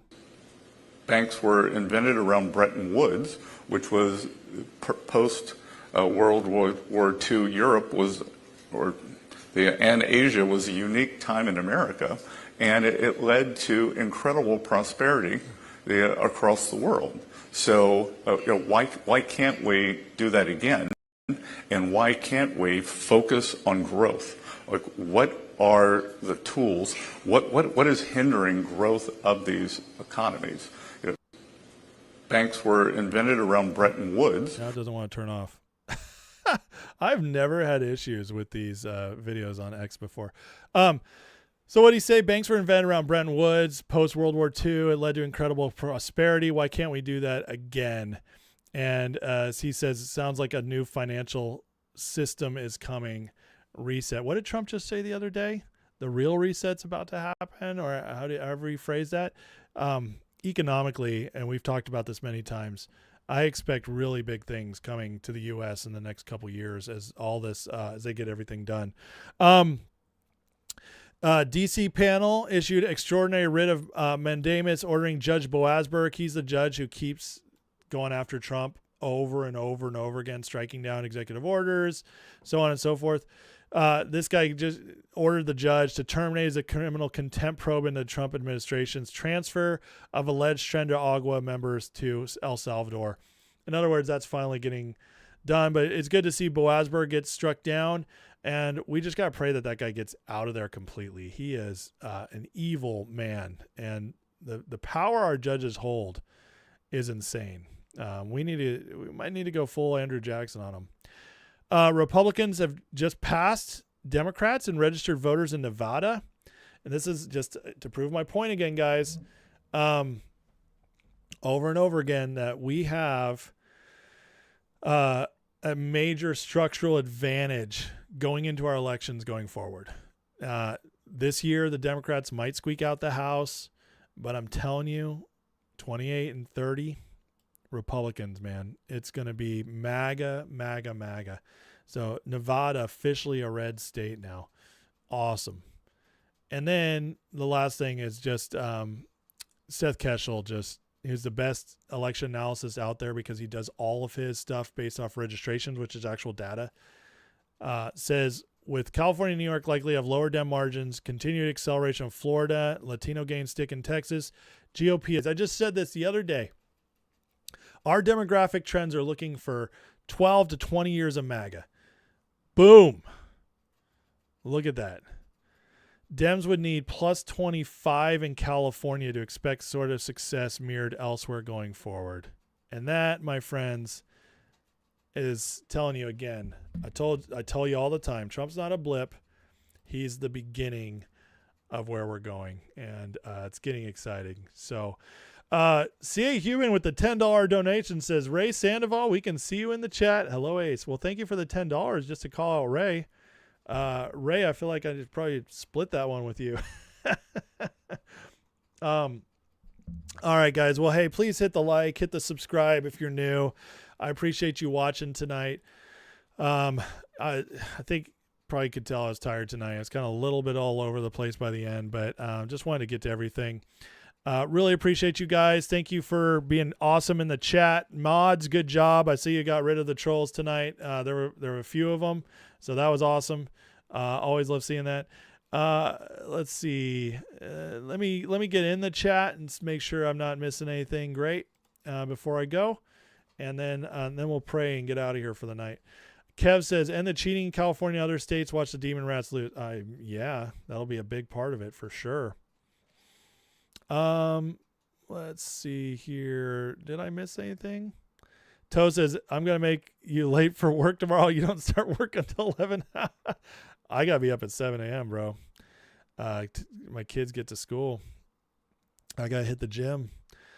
Let's see. Your boy, Rogan's a weak liberal. I mean, Rogan is...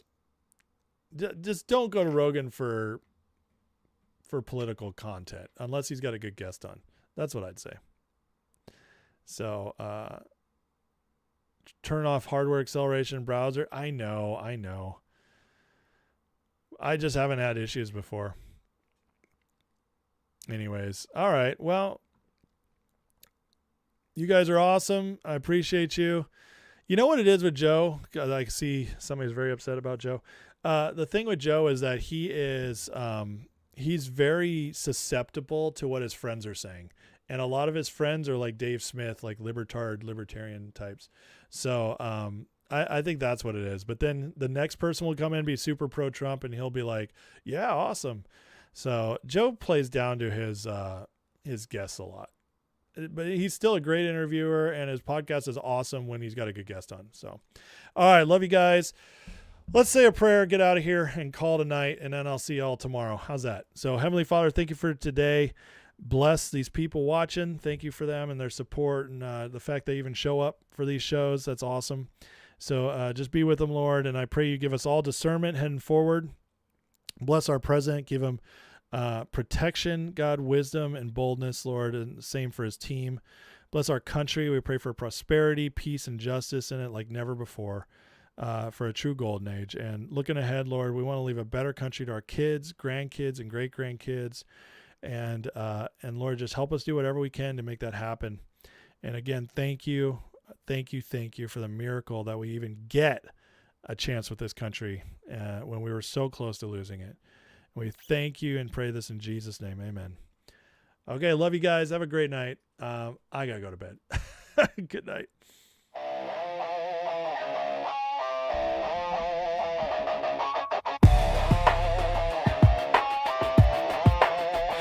Headlines screaming like a siren at night. Red and blue shouting, nobody's right. Smoke in the streets, truth under attack. Everybody's loud, nobody's got facts. Feeds keep scrolling, nerves stay tight.